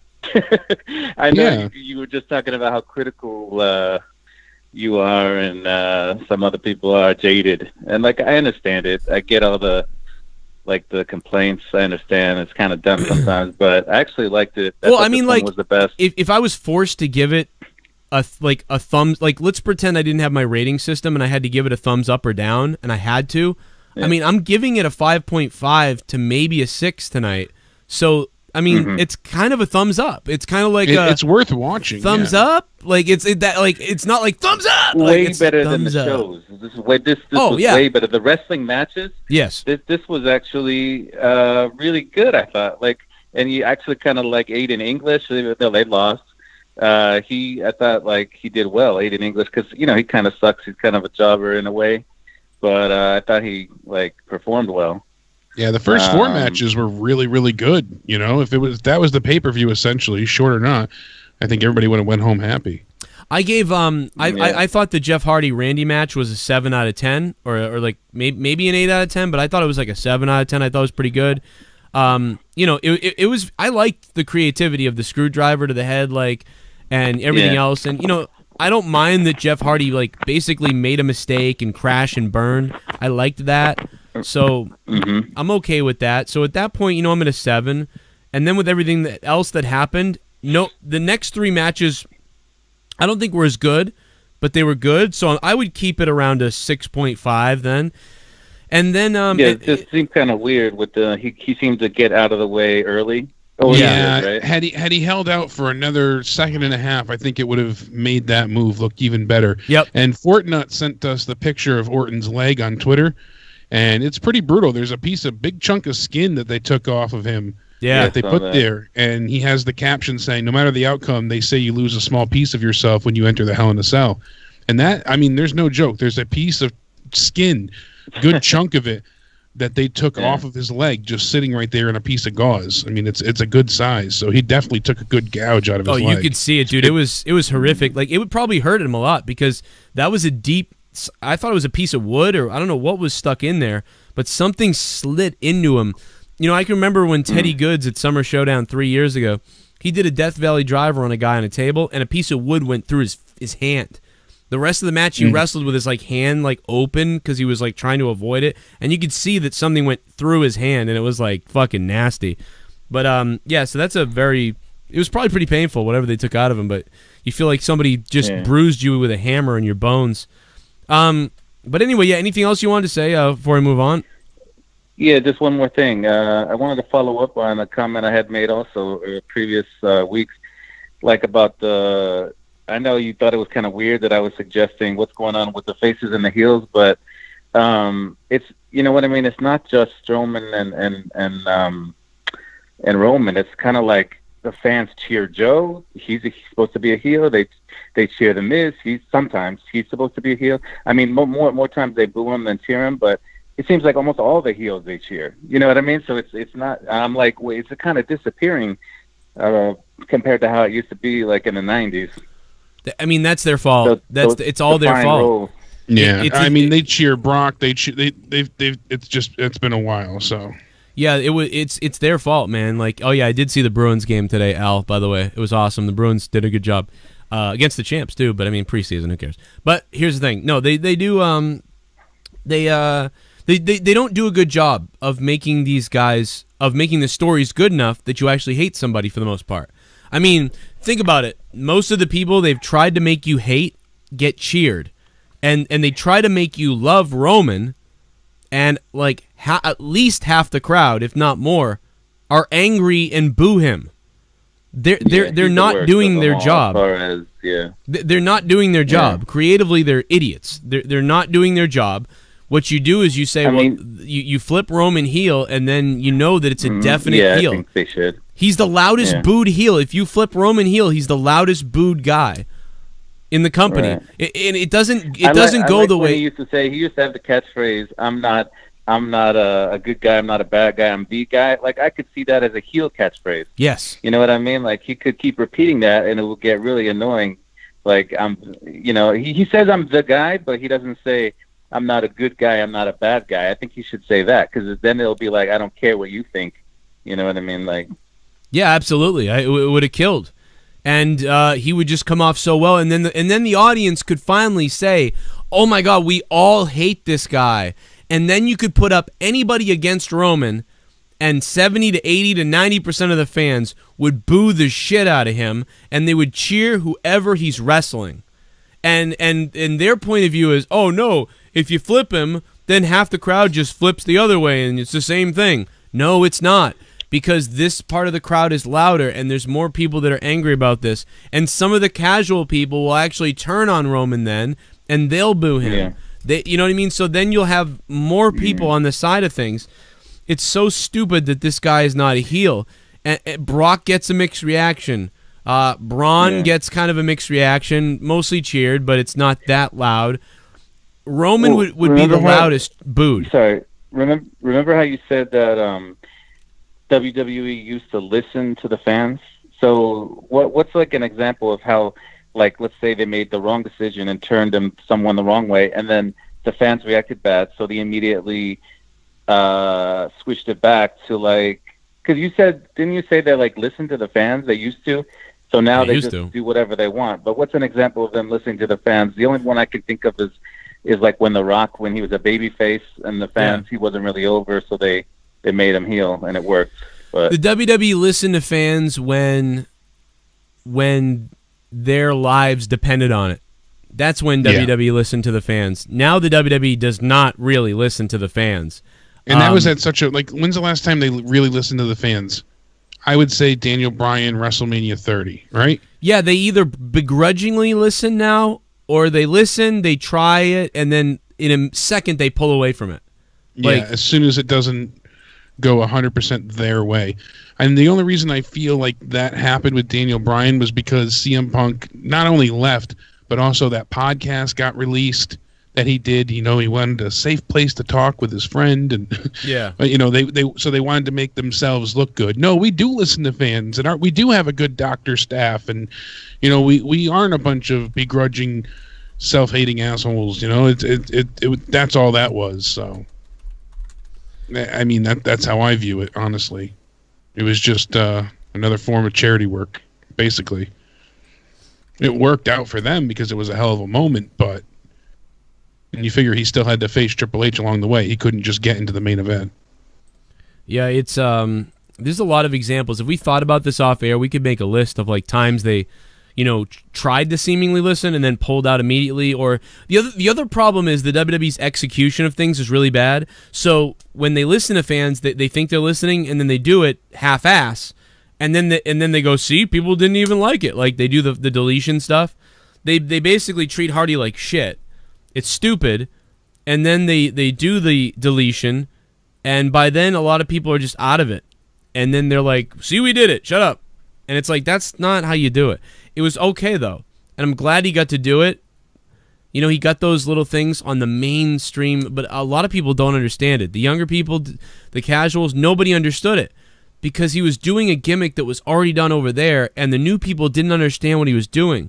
They needed to create it again, or like, you know, retell the story again, so that the people that didn't know Broken Matt could have, you know, been involved in the story.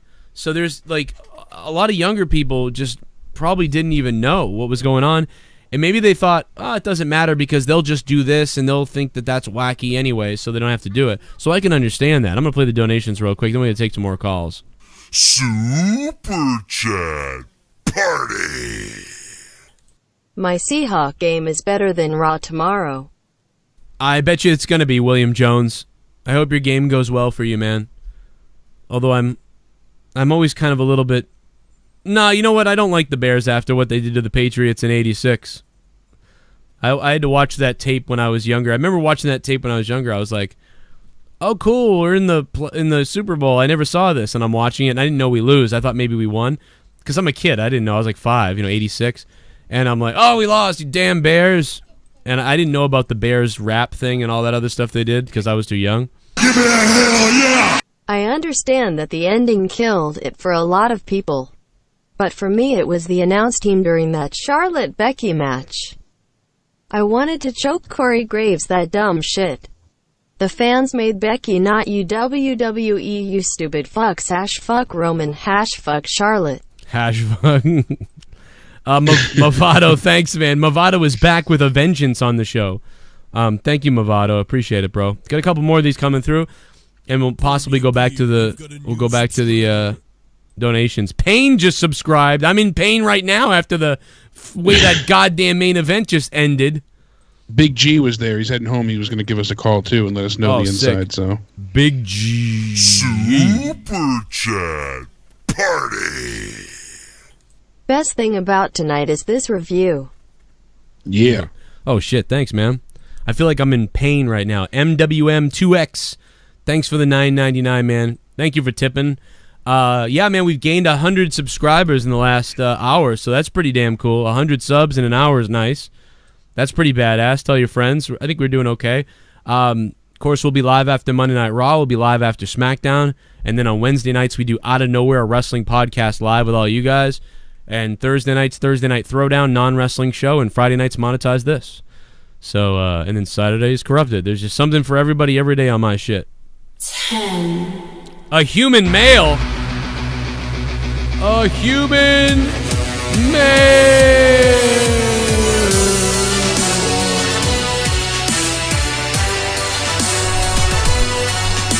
He's a human male. He's a human male. Wrestling makes no logical sense to me. Braun Strowman is quite clearly the largest wrestler. Why doesn't he simply eat the other wrestlers and become the king of the ring? Don't you agree with me, fellow humans? You know what? That's a great idea. Can you imagine if he began to eat Roman Reigns in the middle of Hell in a Cell? That would be phenomenal. But right now, I'm surprised, a human male. Thank you for the $10, a human male. You're the man. You're the man, a human male. But here's the thing, a human male. Right now, we got a guy, a living legend, living Larry Funk. Hey, what's going on there, Joe? I just wanted to say that fucking piece of shit, piss at fucking pay-per-view pissed me the fuck off the way it ended. Sons of fucking bitches. I'm pissing fucking blood out of my brand new liver. You motherfucking son of a bitch. McMahon motherfucking piece of asshole. Fuck what pussy face. Fuck shit ass motherfucker. You son of a fuck ass. Why would you even do something like that to these people who love this fucking sport? And it is a sport, you son of a bitch. It's not entertainment. Damn it. Man, Larry, there's people they're still asking angry. About you. And all now the time. Larry's always mad. Even like this was okay to some people tonight, but Larry's not having it, man. He's still. Hey, Stephanie said that all they do is listen to the fans, Larry. Did you hear that the other day? They don't listen to a motherfucker. Son of a bitches. If they did, we wouldn't have Roman Reigns. I can't believe Larry Funk's on the phone. Larry, people still wonder if you're dead. I've had people email me and say, like, is he okay? And I'm like, I don't know. People have held funerals for you at this point. You can't kill me already, Dan. What's the health update? Are you feeling better? Or your same old shit where you're struggling through it, or what's up? No, I'm feeling a lot better, man. You sound better. A lot better. You sound way better. Like, I can remember when... Like, you sound so much better that you almost don't sound like you because you sound better than you ever sounded. Like, right now, it's weird. Oh, man, I'm feeling really good, you know. Everything's going well. There's been some complications with the medications, but other than that, everything's turning out pretty good, man. That's good to hear. Dude, meds are always tricky to manage, but... Man, I love the shit out of you, Larry. I'm so glad you called tonight because it's been a while. That's upstairs. Hey, man, I just wanted to call in and tell everybody what I thought about this fucking panty waist fucking pay-per-view we had. Jake, I'll be right back. I'll be right back. Was Jake. there anything you did like, Larry? Man, the ending sucked. Just about the only thing that really was good to me were the women's matches, man. Yeah, you know, surprisingly, yeah. I mean, not the mixed tag one, but the other two. You know, Ronda's match was good. I hated that they had to have the rib injury, but she did really well in that. And Becky and Charlotte's match was really, really good. You know, the main event, they did that. You know, we're gonna throw everything at the wall and hope something sticks. You know, if we can throw enough surprises out there, you know, we can have the fans go home happy. They had, you know, chaos inside the ring. They had Brock interfering. They had people fighting on top of the cage. They had, you know, Seth and Dolph falling off the side of the cage. I mean, how much more action-packed could it be and without having a finish to the match? So, I mean, they really tried to go above and beyond to get out of having to have a 3 count, even though there was 2. And you can't have a Hell in a Cell match without any color, dude. Yeah, that's the thing, too, especially in the main event. I agree. I know Randy bled accidentally before. AJ's mouth bled a bit. Somebody else was bleeding earlier on, too, and throughout the night at one point. I forget at this point, but yeah, there was some blood earlier on, and I really liked AJ's match as well. You know, I'm not usually a fan of like the double finish or the dusty finish, however you want to put it, but the way that it was done, I mean, we've seen this done multiple times, and I know I'm kind of contradicting myself, but in this feud, it fits because AJ did tap out. He did. He tapped out, and, you know, clear as day, we saw it.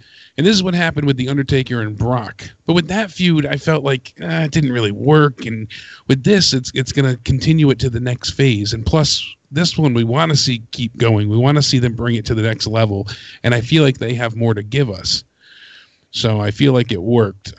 Certainly something. And then we saw him arguing with Paige, you know, Samoa Joe in the back, saying that he's going to get his rematch at Super Showdown in 3 weeks. So we're curious to see what we get there, but I did like that match as well.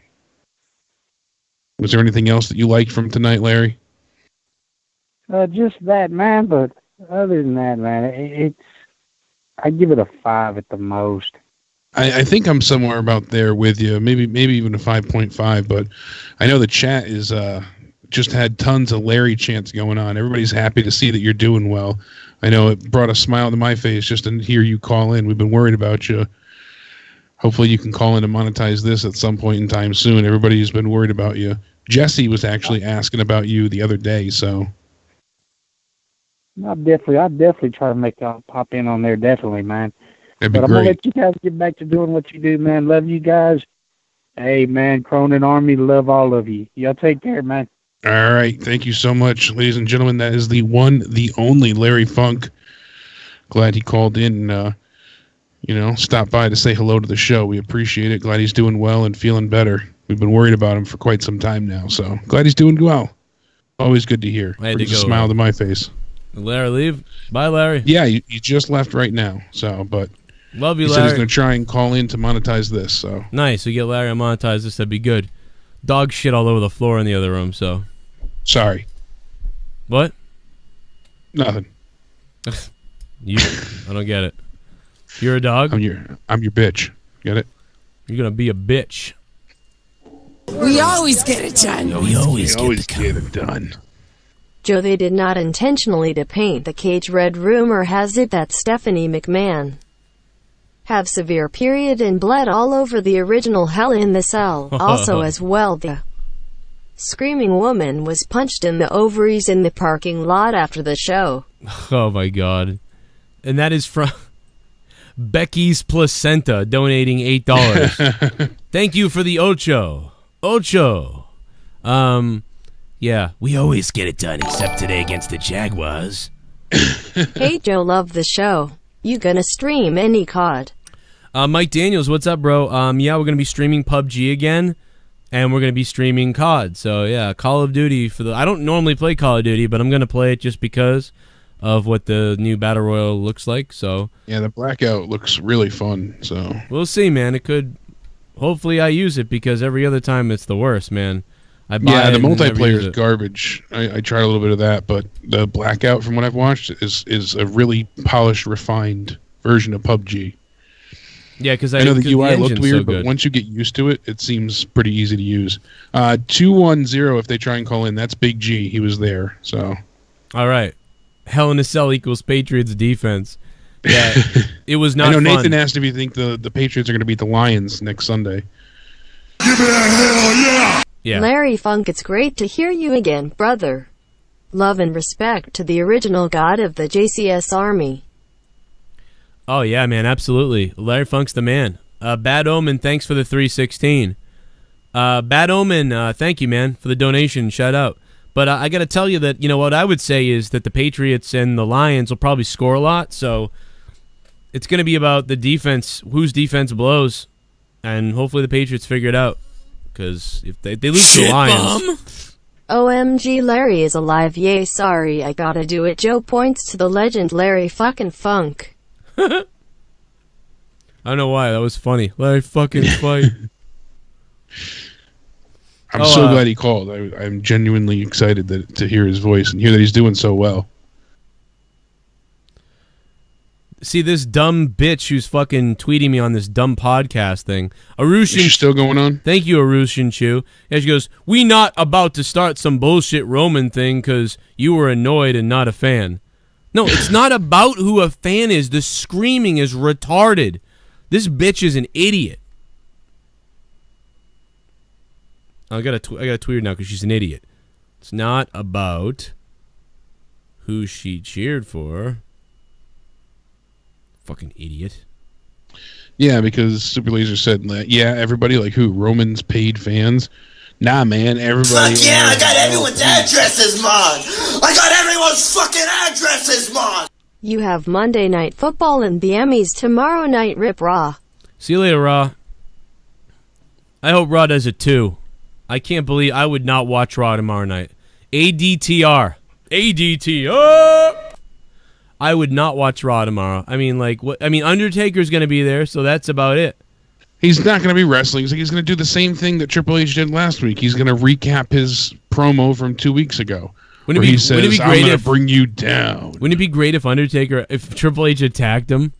Like, that would be shocking. That would be cool. That would be something different, but That I would be. highly doubt they would go there. Do you really think they would go there? Oh, no, but I just said it would be cool if he did. Oh, it would be great. They'll never do that, but it's 90% that's the problem. no. They need to. They really need to, though. But I'm just saying, when they should do that. Like, if I was booking it, I'd be like, people are going to think you're going to come out and do the whole thing all over again.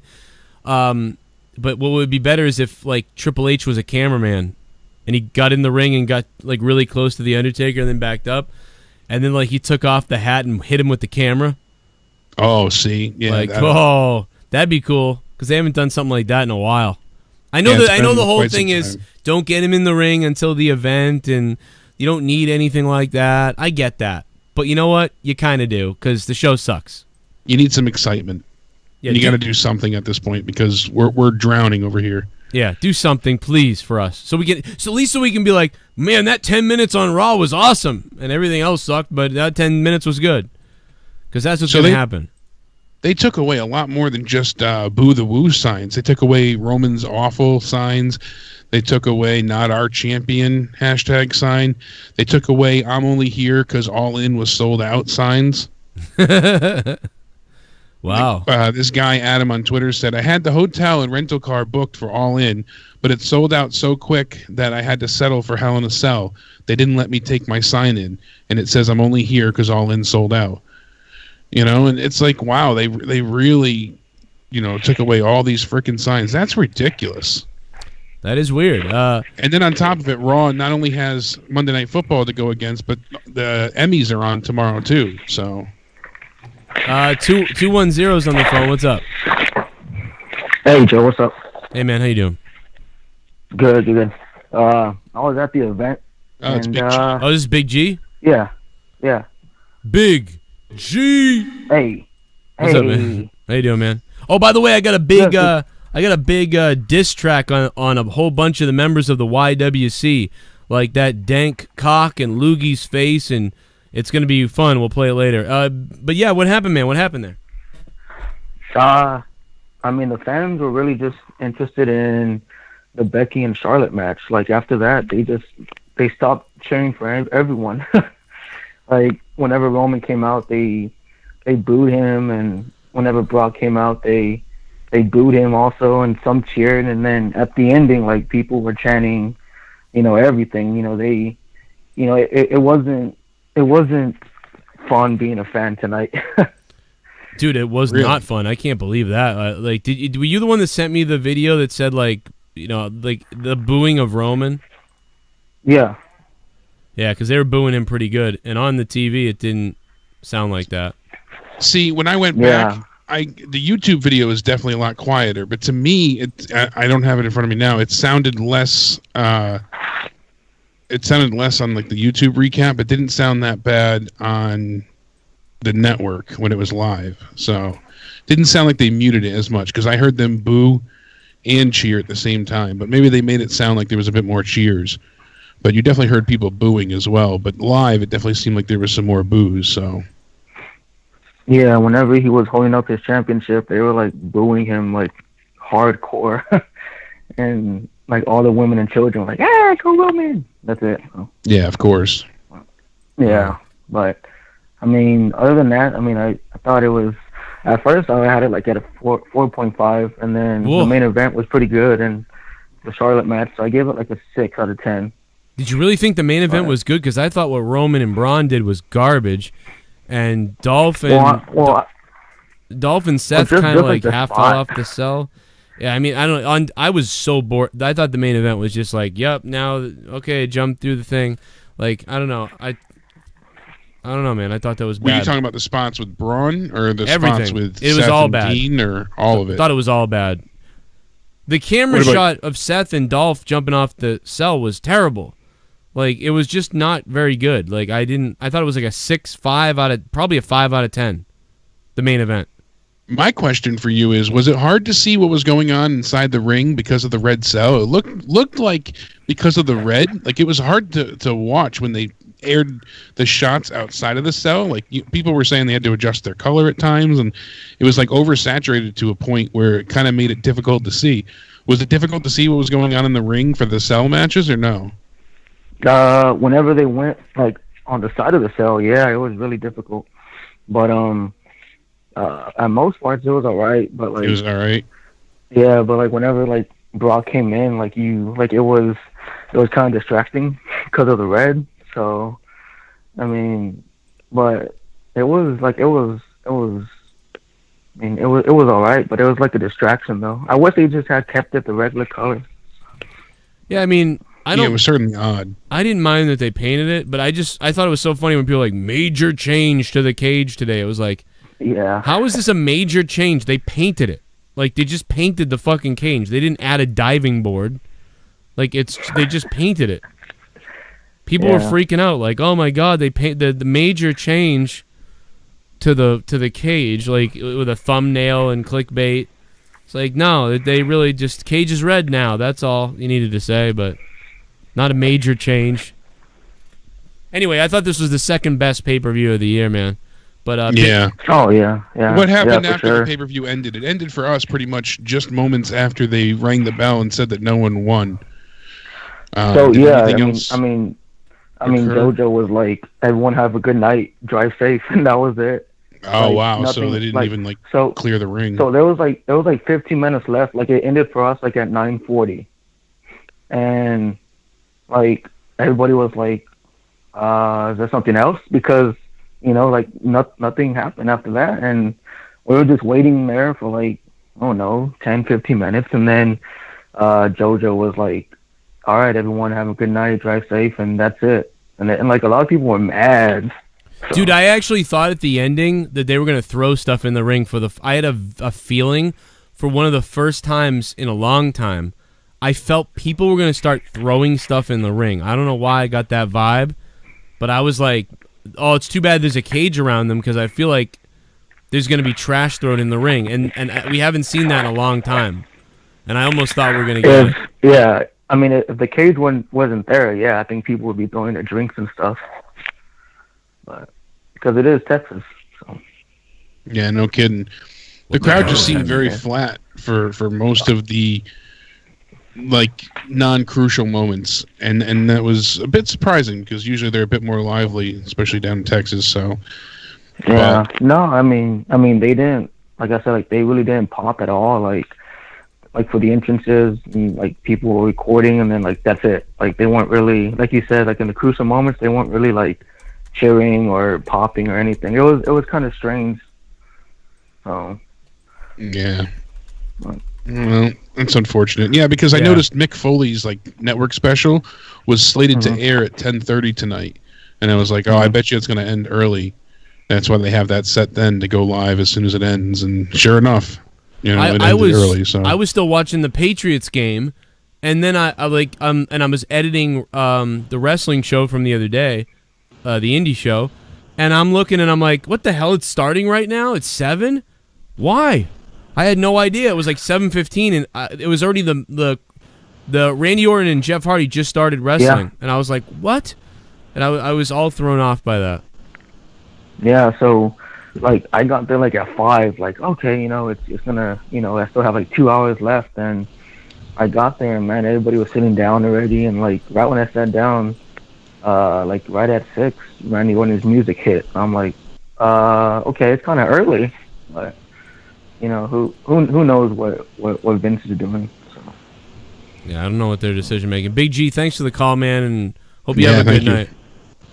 Yeah, have a good night. All right, later, man. Good shit. He was there. Matt the Misfit, what's up, Matt? What's going on, guys? I am alive. That hurricane didn't fucking kill me. Sick. Yeah, dude, I'm pretty scared out there. Yeah. But Hell in a Cell was great up until like the ending of the WWE title match, and then then it just fell downhill after that. Damn. Well, I mean, that was the ending, so. Yeah. I tweeted out if the pay-per-view ended after the Styles Joe match, I would have given this show an 8 out of 10. Yeah, like I said, those first 4 matches were really good. I mean, I don't know how you felt, Joe. We really didn't go over that, much at this point. Well, but the double finish, because I didn't like it when Undertaker and Brock did it. I didn't like it, beforehand. We've seen it done a multitude of times. But I liked it tonight because I know the feud's going to continue, but I want to see more from these two. We can see more.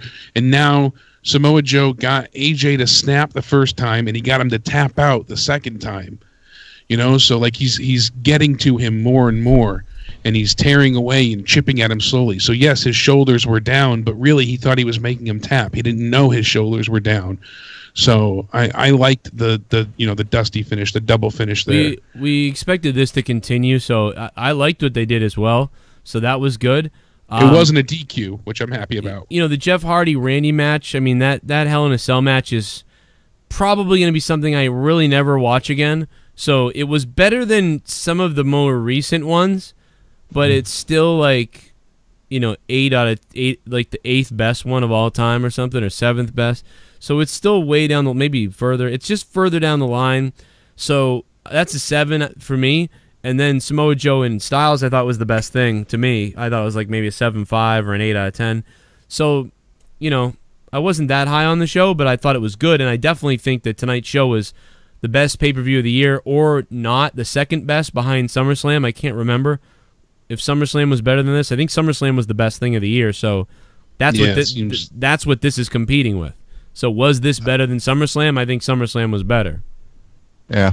I sent you a video of the fans chanting, "This is bullshit," right after they announced, you know, like, "Thank you, go home, that's it." Right at the arena, the fans just all started chanting, "This is bullshit." Yeah, Vince is like, "We got him."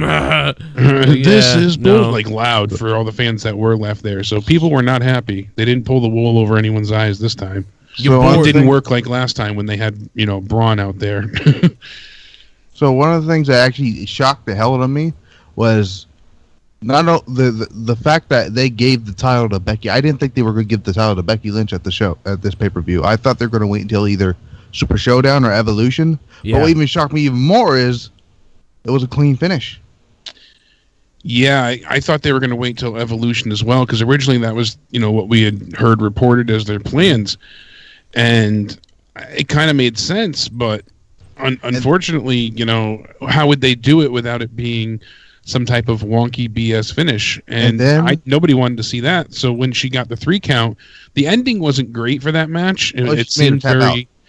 No, or was it a 3 count? It was a 3 count, but it was a very odd 3 count. It was like almost like a DDT. I don't know. Yeah. It was just, she goes for the spear, and Charlotte, you know, kind of got turned around. Lynch counters, and she like rolled her over and scored the pin, but it was like a DDT kind of counter. It was weird, but the fans erupted at that point. I mean, they were lively for that. I mean, one thing I don't really like about Charlotte is she has a figure 8 move, but she never capitalizes on the legs during the match when she does that foot move. It makes no sense to me at all.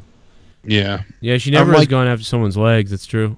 I'm like, Becky Lynch, she has the disarmer, and she went after her arm the entire match. Yeah, it's interesting that she hasn't done that. That's a good point. She should do that a little bit more. Do the thing on the website, I guess it was website or the YouTube channel. They had you know how they do those post match interviews. She was cutting a face-like promo. It was Becky Lynch.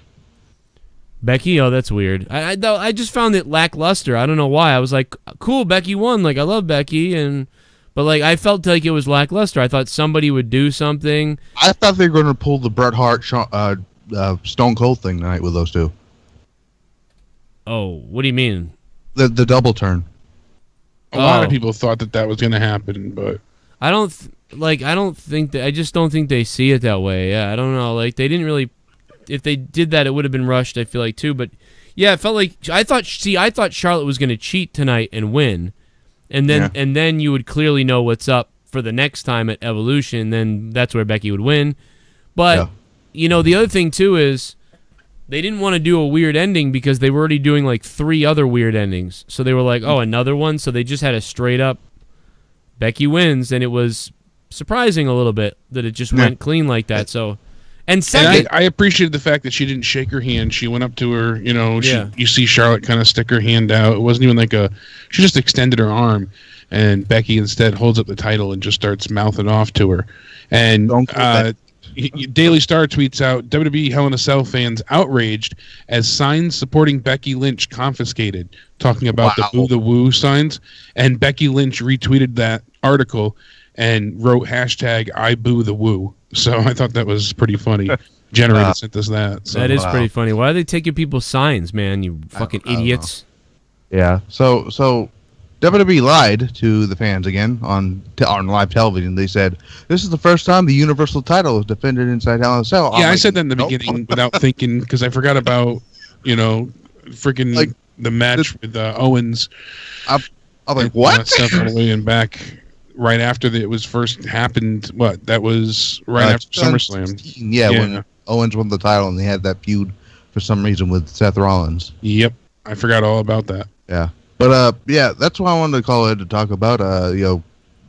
Great feud. I missed the most of the pre-show. I caught the last 3 minutes of that match. It seemed okay, but I knew Rusev Day wasn't winning because I just had to reveal the tag team title match with Super Showdown, so it was that obvious. But the first 4 matches were great. I didn't even watch that match because of that. That was the only match I missed because I was like, the tag team title match with the Raw stuff, that was great. The Rollins Ambrose match. You know what? My complaint for that match, I was really into the match. I thought it was very well done. Lots of action. People usually complain about false finishes. I liked it. I liked all the false finishes, the all the action, the high impacts, all of it. The very close count, one after the other. And then you see Rollins, he's superplex Ziggler. He's setting up what would be for the curb stomp, and then McIntyre comes in and just blasts him for the Claymore kick, and Ziggler just barely puts his arm over and gets a 3 count. And I just felt like that was I know that's what they were going for. Like, they had nothing left. That was the last ditch effort to get a 3 count. But I was just hoping it would end a different way for those two. I know it's going to continue the feud, but I just didn't like the way it ended. That's me personally. It wasn't a horrible ending by any means, but I would have done it a bit differently. It was all right, I thought. I thought it was okay. I'm not a big... they did a good job. What I say is, I thought it was good, and they went with the old, wouldn't let Dean get tagged in for a long time, and it worked. Go for the hot tag. It worked. The crowd was, raging, and then by the time Dean tagged in, they really didn't have that pop for it, which is weird because they were booing so much that the referee was stopping them from tagging and everything. So they had the crowd, it sounded like. And then Seth did that roll and then jumped up in the air for no reason and then tagged him. And for some reason, the crowd didn't go, rah! Like they kind of just were like, yep.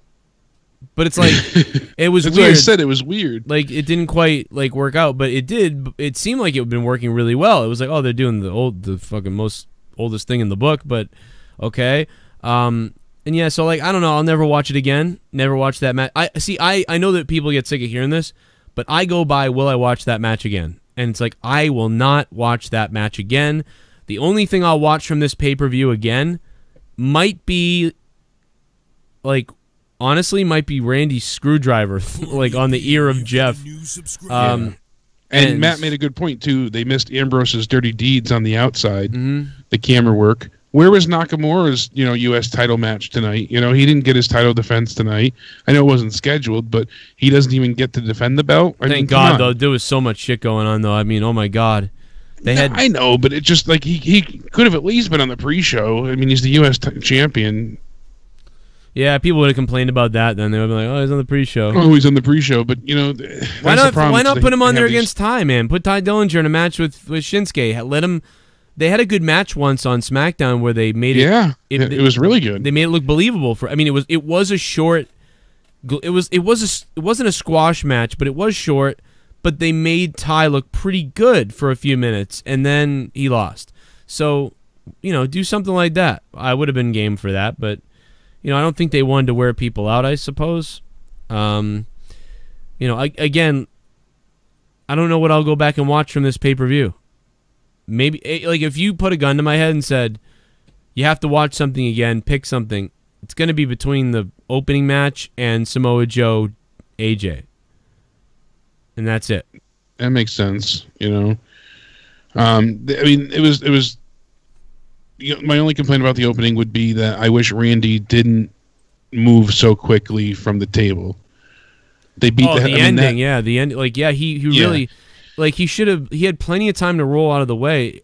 He had more than enough time. I don't know why he escaped so quickly because it made Jeff look like an idiot. Yeah, well, they tried to say, and the commentary was even weirder. They said he slipped. Yeah. It's like, what do you mean he slipped? He went up there, started swinging on purpose. Yeah, to get momentum, and then he let himself go. Yeah, then he fell. So, you know, and I don't know if they did that to try to cover for the fact that it looked like Jeff shouldn't have jumped. You know, Jeff Hardy committed to putting it all on the line to land on Randy Orton, and then Randy Orton moves out of the way, and Jeff timed it wrong, and he paid the price for timing it wrong. You know, I wouldn't have had a problem with them saying that, but instead they were like, he slipped, and Randy moved, and it just didn't sync up right. It was kind of cool. I'll never forget him swinging around the cage like that because I've never seen that. And again, the cage was red, so like I said, if somebody does something different tonight or wacky, like you'll probably never forget it because the he cage did say in an red. interview days ago that he was going to do something that would stand out. I mean, and it kind of did. It wasn't. It was pretty cool, and because the cage was red, I won't forget that because I'll be like, oh yeah, that red cage, and like Jeff Hardy did like the gymnastics thing from the top of it, and his face through the table. So it was pretty good. You know, I'm actually glad he did that and didn't try to jump off or something because I didn't need to see that again. That's been done so much now that I think it's worn off, even as crazy as it is. And to me, that means that it's not worth it now. Now it's not worth it to jump off the cage. So that was pretty cool. Yeah, like I don't really care for people going off through the table halfway up the cage. No, that was just Dolphin Seth. That was a waste of time. They didn't need to do that. They weren't in the match. It didn't, and it took so long. You knew it was coming. Like one headbutt, two headbutt, and then they both have to go through for nothing. Like Dean and Seth already did that exact spot 3 years ago when they had their match, and that looked and it fit then because they were trying to beat the hell out of each other. But that one looked good. Yeah, that looked really good the way they had both built to it and sold it, and they were really laying it on thick with each other. With this, it was like slight headbutt, you know, smashing each other into the cage again, smashing your head. Okay, and then it was like, oh, and they started to fall back. Like it looked careless. I don't know. Yeah, and you could tell they were looking down for like double checking their landing, which is good. They have to land properly, but Seth saved Dolph for a minute too because Dolph couldn't find his footing, so Seth grabbed him by the hair and allowed him. Did a good job of, you know, trying to make it look like he's not helping him, but kind of helping him because, you know, it's more important maybe to look like a fool for a minute than for Dolph to die. So yeah, exactly. I'll take that. It looked great though. Seth they did a great job of like, you know, probably said something to him like move a little left, like whatever. Well, one of the things that we didn't really address tonight that I wanted to bring up to you, I might sound misogynistic a bit here, and I that's not my intention, but Renee drove me nuts. She did not serve a purpose tonight, oh my really. God. The first night she was on Raw, I loved it. She did such a good job. She was filled with this passion, and she was like, you know, eager beaver. She was ready to be there, and she brought this... Don't you call Renee? Don't talk about Renee Young's beaver. Hey! I can talk about her pie, her box, or skip to my loo, and what the fuck? You know, she brought up a lot of important facts. She played a good role for everything, and it made sense. And then the next time she filled in, not so much. Like she just felt like a kind of a small version of a catchphrase machine, like second runner up to Michael Cole. And she did a lot of like, oh my God, yeah, wow. Tonight, she was just irritating. And I don't know really what they're trying to do with her, but it's unfortunate because, one, she's kind of ruining, you know, the way the flow of commentary is because no one can retort against her or say anything. You know, Corey Graves can't really make fun of her or tell her to, shut up like he does the Saxton, or, be quiet, Cole, because then he'll get people to go after her or after him for being rude to a female. Dude, she irritated me right from the beginning. Like, I tweeted out about it right away. I was like, I already don't want it. I already am annoyed by Renee. So like, there's just no winning with the third position. I hated Booker. I hated Booker. I hated Coach. And now I don't like Renee Young. I like, by the way, I like Renee Young and I like Booker and I even like Coach, but I don't like any of them in that role. So that's got something to do with the way that role is produced. That has something to do with the people in the back, like being like, you need to say these like kind of like little one-liner things. So like you know, Cole is doing the play-by-play. Corey, you do the color, and your job is to say these one-liner things. That's clearly what it is. It is clearly because she said stuff like, oh, hot potato. Yeah. Like shit like that. Like, what the fuck? Like, and then every time she tried to finish a sentence, she would get it out too slowly, or she wouldn't, she miscued her lineup. So she would start to say something, and then Michael Cole would have to start commentating on what was going on in the ring. Yeah. So she'd be like, well, this reminds me of the one time that Jeff Hardy went ahead, and he'd be like, oh, Jeff Hardy goes for the swanton, and cuts her right off because he has to call the action, and she was supposed to already have this said. So it just, she didn't get to finish her statements, and then when she did say something, she would dig into Corey Graves, and he couldn't, come back at her, so he lost a bit of his heel role, and well, Corey's a mess. Corey's a mess anyway. So well, yeah, he was even more of a mess. They're all a mess because of it. It's got to be like you said, though. It's got to be the way that third seat is booked, because if not, it makes us look like terrible people because we didn't like both black guys and now the female. Well, the thing is, the commentary was bad. The commentary has been bad, so we thought, oh, good, a third person. It's about time they need a third person, and now it's like, you know what? Go back to 2, because this, oh, the blueberries, her lines are garbage. 502, what's up? Great point. Great point. Said everything I wanted to say. Renee on Talking Smack was way more entertaining than what they're doing with her now. I don't understand it, but I love Renee. See, that's the thing is, you're right. I like her. It's the way that I guarantee it's produced that way. I guarantee she's talented. She's told to only say this, and I bet you someone's in her ear saying, "Oh, most definitely." Renee, say this. Renee, say this. Oh my, Jeff Hardy is hardcore to the extreme. Say that, Renee. Okay. And then she says it. That's exactly what's happening. But anyway, continue. I'm sorry. I don't know. I swear every time I hear Michael Cole say the big dog, I just want to throw something. Oh, my God. But, that's God. Vince. That's Vince. 2 things I want to talk about, if that's okay. One that really pissed me off tonight, and I kind of expected it, but when the WWE did not strike while the iron was hot with Rusev Day, they forever killed them. I mean, no matter what they do from this point on, nothing is going to be as magical as it was before WrestleMania. Oh. And I feel sorry for Rusev. I feel sorry for Aiden English, but that's just a so clear indication that they do not listen to us. They really do not, and nothing will make me stray away from that. When they do listen, it's too late. Right. When they do something, when they should do something, they don't. Then when they finally do it, it does not mean as much, and it does not matter as much because they didn't strike while the iron was hot. Well, we know this, too, because Wade Barrett, Zack Ryder, Daniel Bryan at a time. Daniel Bryan was the only one they salvaged, and then they struck with it. And then they almost seemingly disallowed him from wrestling, and they've killed Daniel Bryan, too. He's come back. We can't believe he's back, and he's been neutered as well. So this is not a surprise that Rusev is the way he is. He'll be gone soon, I bet. One more thing.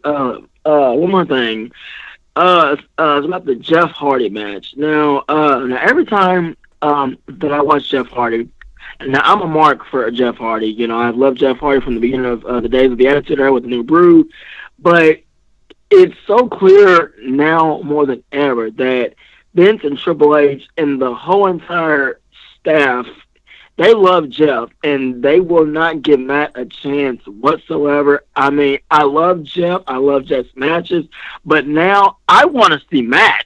Yeah, and now you're never going to see him, and you're never going to see him now. No. Because he retired. No. What did he retire yesterday? So that's it. I think so. Yeah. So yeah, Matt Do you Hart. think they're going to give him a chance to speak on Raw and do a little speech thing, or they'll just wait till the Hall of Fame time? It doesn't matter. I hope they give him some time to at least come out and say thank you, but I don't think they will. Damian Sandow's another one. Thank you, JB, in the chat. Damian Sandow, add him to your list too. This is the thing. I was afraid of, of them coming back to the WWE. I said to myself, I don't want them to come back. I don't want them to come back because I know that, especially Matt is going to have no creative control. I cannot. I could not see it. I said, I don't care how much money they throw at him. I don't care how much money they throw at Jeff. I don't want them to come back. I honestly did not want them to come back. Yeah, I mean, we were excited because we thought they were really coming because of what Matt had done. So we're like, oh, oh my God, we're going to get broken Matt in WWE. This is going to be amazing. And then they blue balls us for a year. We lost to the blue balls. Then they gave us a hint of it. And then they gave us blue balls again, and then he quit. And then he retired. So it's just, my God, what a mistake. What garbage. I feel terrible for Matt. I don't think Matt's upset about this. I don't know. And I will try very hard through texting him and DMing him to find out what's up with Matt Hardy if he's able to be on this show. I don't know, though. If he's working as an agent for WWE, he may not be able to come on. But if he's not working for WWE at all, then we may be able to get him and find out how he feels. I think he's happy with what happened, but I don't know. I don't know if he knows how many people are not happy. Like, I mean, we're happy with everything he did. We all loved what he did, and then coming into the WWE, like that, he did nothing wrong. We're upset that creative didn't let that let that character just take over. I guaranteed him, like, if you let this character come in here and take over, he'll be the number one thing in the world in wrestling. This is going to be amazing. And then they kind of came in, and he came in piss poor, watered down. And people said that. Lots of you guys said, are you kidding me, Joe? You're going to get WWE version of him. And it's like, yeah, but I know, like, they have to do this. And they not only did WWE version of him, they did it even worse. And, yeah, unfortunately, what a waste of that character. At least we always have the Impact stuff he did, because for about 8 months, Matt Hardy was the hottest thing in wrestling. For 8 months. Yes, he was. Yes, he was. So it's a travesty that they did this. But that's Vince for you. That's higher-ups for you. Shinsuke is another one, and they ruined Bayley. They ruined Sasha. They ruined Evolution by having Ronda and Nikki in the main event. For the love of God, I don't know how I'm supposed to sit through that. Right. Well, dude, thanks for the call. I appreciate it. I think you're a good call, and I'm going to move on, and we'll talk to you. Absolutely. We'll talk to you later, bro. Oh, shit, he hung up. Okay, see you, man. Good call. A couple more here, and we will be live tomorrow night with the Raw review, and Tuesday for SmackDown, and I'm going to have a podcast up on Patreon tonight. So if you're out there, or tomorrow, by the morning, not tonight, but by the morning. So if you're a Patreon person, jump on over patreon.com/Joe Cronin Show. Over 340 or something right now. I don't know, 350 patrons, something like that. It's a good time. 30 hours a month of bonus content, and you're supporting the show as well. So it's not just a crowdfunding thing. You get 30 hours of bonus content a month. Joe Compton. Hi, Joe. Hey, I gave the show a 3.5 out of 10. Boom. All right, baby. What do you got on your plate? People are all over the place. I'm hearing 1, 2, 3, 4, 5, 6, 7s, and even 8s. So people are pretty. It seemed to go by really, really slow. I fell asleep at one point. Dude. And that was during the Becky and Charlotte match. Oh, wow. That was at the beginning. I was falling asleep before Roman's match, and I got off the couch and said, oh, my God, that match is now. I got to get up. I can't lay down because I'll pass out. I was about to pass out. But I woke up right at the end of that match. Okay. And then the Daniel Bryan and Brie Bella match, there was just too many fuck finishes with that one, then Samoa Joe and AJ. That's why they didn't do the thing in Becky's match for sure, because it was like, what are we going to do? 6, Yeah, 6 funky, screwy finishes. Oh, yeah, a lot of this was continuation to whatever. It was a whole night full of fuck finishes. You knew this was going to happen. We should have known this was going to happen. The only good part about it was the ending credits after they faded. That was it. That's how you knew the show was over. Well, the reason why we should have known this was going to happen is because Showdown's coming up. And Evolution's coming up. Evolution and Showdown are coming up. So we should have known that there would be no changes tonight and that it would be all fuckery. We should have all realized. I don't know why it didn't dawn on me to make a video about that, but we should have known that it was going to be garbage tonight, because like it's the same thing as Great Balls of Fire. Remember, Extreme Rules was garbage, and then Great Balls of Fire was pretty good because they didn't want to do anything at Extreme Rules because they wanted to make sure Great Balls of Fire was awesome. Yeah, because that was the inaugural pay-per-view with that name, so they wanted to make it look big. Because Vince thought of a name. Yeah, is the reason. But I can tell you this: I did watch that Mick Foley special. Oh, I can't that was wait. on after. Is it good? It was killer. Oh, nice! Because I'm gonna watch that right as soon as we finish with this. That's great to know. He paints a real good picture. I'm not gonna spoil anything, but he paints a real good picture about it. Damn. I'm excited, man. I'm excited for that. I'm so mad I missed him in Boston. I could have seen him. But yeah, Joe Compton, man, thank you for the support, bro, and I'll see you, I don't know, sometime this week. I'll be watching. All right, Joe Compton, the Renegade. The Renegade. Supporting the show. Good guy. Anything you want to touch on? WWE now is talking about what they want to do, possibly for Survivor Series, but likely for Mania, is have Ronda Rousey face Charlotte at WrestleMania 35. So this was noted on Wrestling Observer Radio. WWE plans to book Ronda Rousey in a feud with Charlotte for WrestleMania 35. Regardless, the latest development in the aforementioned plans said that WWE may choose to alter its booking and could be looking at options other than Flair for Rousey, but that's their current plan as of right now. So they're kind of booking, obviously, Ronda's matches way out in advance, so they're she doesn't have everything week to week. They know she's going to face who, what, and when as it happens. So, not as it happens ahead of time. So they know, Evolution, she's going to face, I believe it's Nikki Bella at this point. They haven't announced it, but I guess that's tentative plans. Oh. Yeah, lucky us. And then from, their Survivor Series, she might face Charlotte as well. So we'll see, but we'll see what happens. Well, that is pretty crazy, man. Yeah. That's pretty crazy. I think we're going to end the show, man. I think we're going to get out of here, and I'm going to play you, I guess I'll play everybody a sample of... I've been waiting for this. The weird YWC disc. Have you heard this yet? I heard a little bit of the preview. Oh, okay. Well, you heard almost all of it then. But okay. I wondered if you heard it. But, it's okay. I was just freestyling on a bunch of different people, and then I chopped it up and put it together. And it's okay. And I was mean to Grim, even though he's my buddy. And I was mean to Loogie, and I was mean to a lot of other people. The Loogie one was a highlight for me. I love that. I was a little mean to Bruce and JD and a lot of people. And yeah, you can download the whole song on Patreon should you care about that thing. And if you don't, well, then you don't. But it's up there just so you know. If you scroll down in the music section, that's a little ridiculous. And it's a little ridiculous. So enjoy this. And that was Hell in the Cell. We will see you tomorrow night live around the same time, 11 p.m. Eastern Time U.S. Check your local times throughout the world. I'm sure people listening in Australia, UK, Ireland, Japan, people in Africa, people South America, Mexico, Canada. We're all over the world. I can tell people are listening. Hope you guys leave me a like if you guys like the video. And if you're new, subscribe down below. And there's a couple donations that we got to play before we play the song, because some did come in, I believe. I think. Here we go.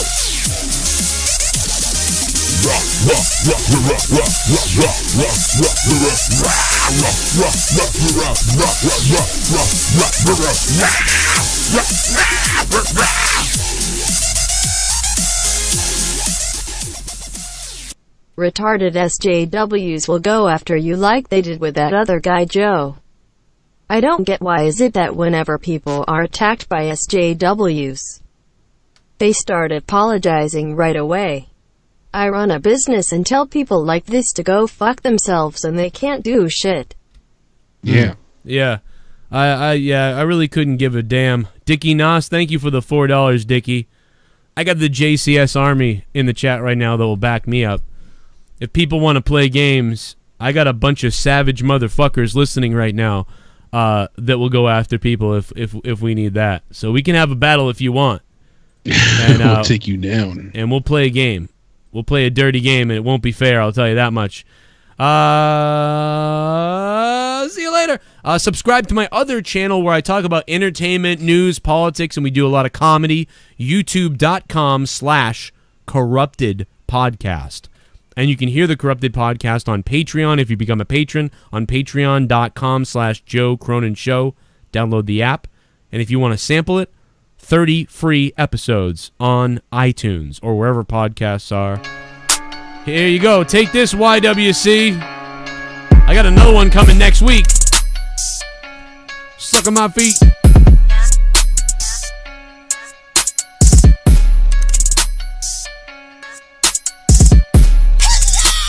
Yo, JD from New York. Don't even get me started on the motherfucking dumbass dork. 5'5", how are you alive? You like a goddamn gnome? How the fuck you survive?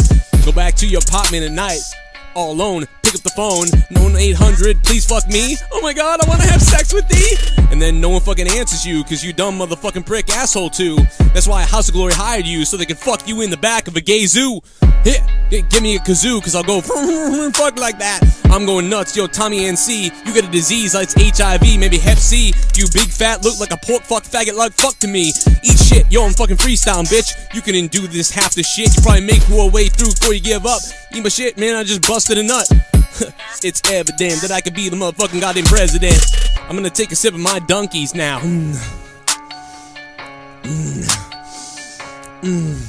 Yo, I'm coming for you, Loogie. You fucking retard reacting bitch. Oh my god. Hey dank ox, you suck cocks. I bet you bang the 2K boss.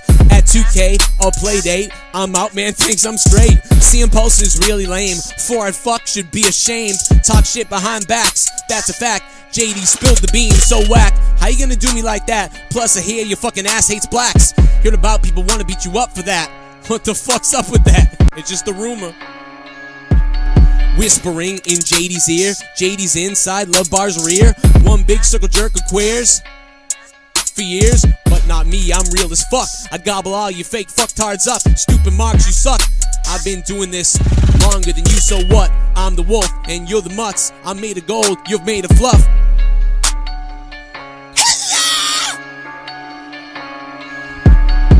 Bruce Blitz, Bruce bitch. He ran away a long time with his same stupid song. All he ever did was hate on John. He could never be wrong. Stay in your lane, Bruce. I got more fans than you. Now that your whole show is through, my words pierce right into. Shields down, you're in the ground. Website not found. Pasty bitch, Bruce drowned. Always with that frown. I took away your crown. Being laughed at all over the town. Bull's hat turning brown. Stays frown.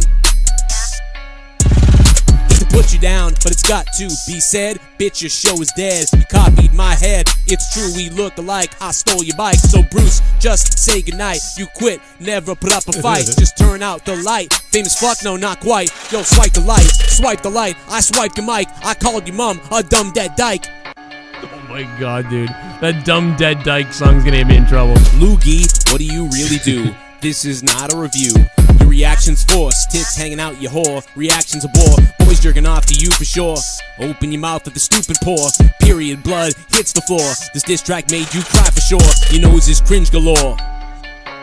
You stupid whore. What? Fuck you, Loogie.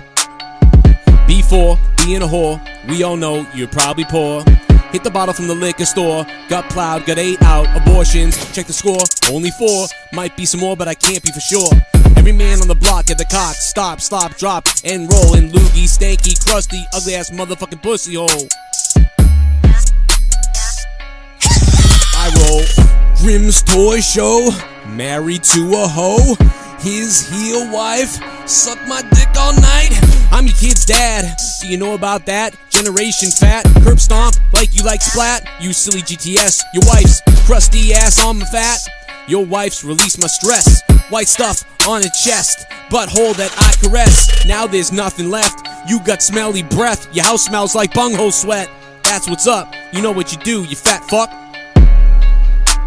You bought a ring.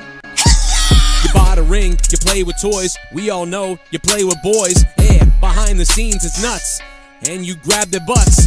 You silly fat fuck, invite me down there again like yuck.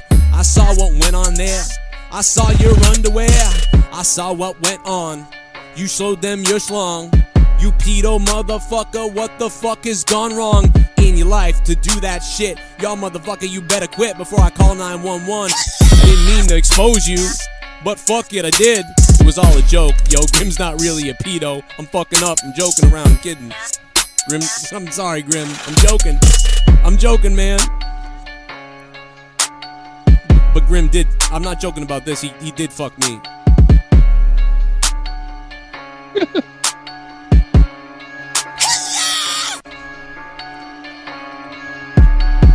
In raw, mother coming out gay, coming out the closet any day.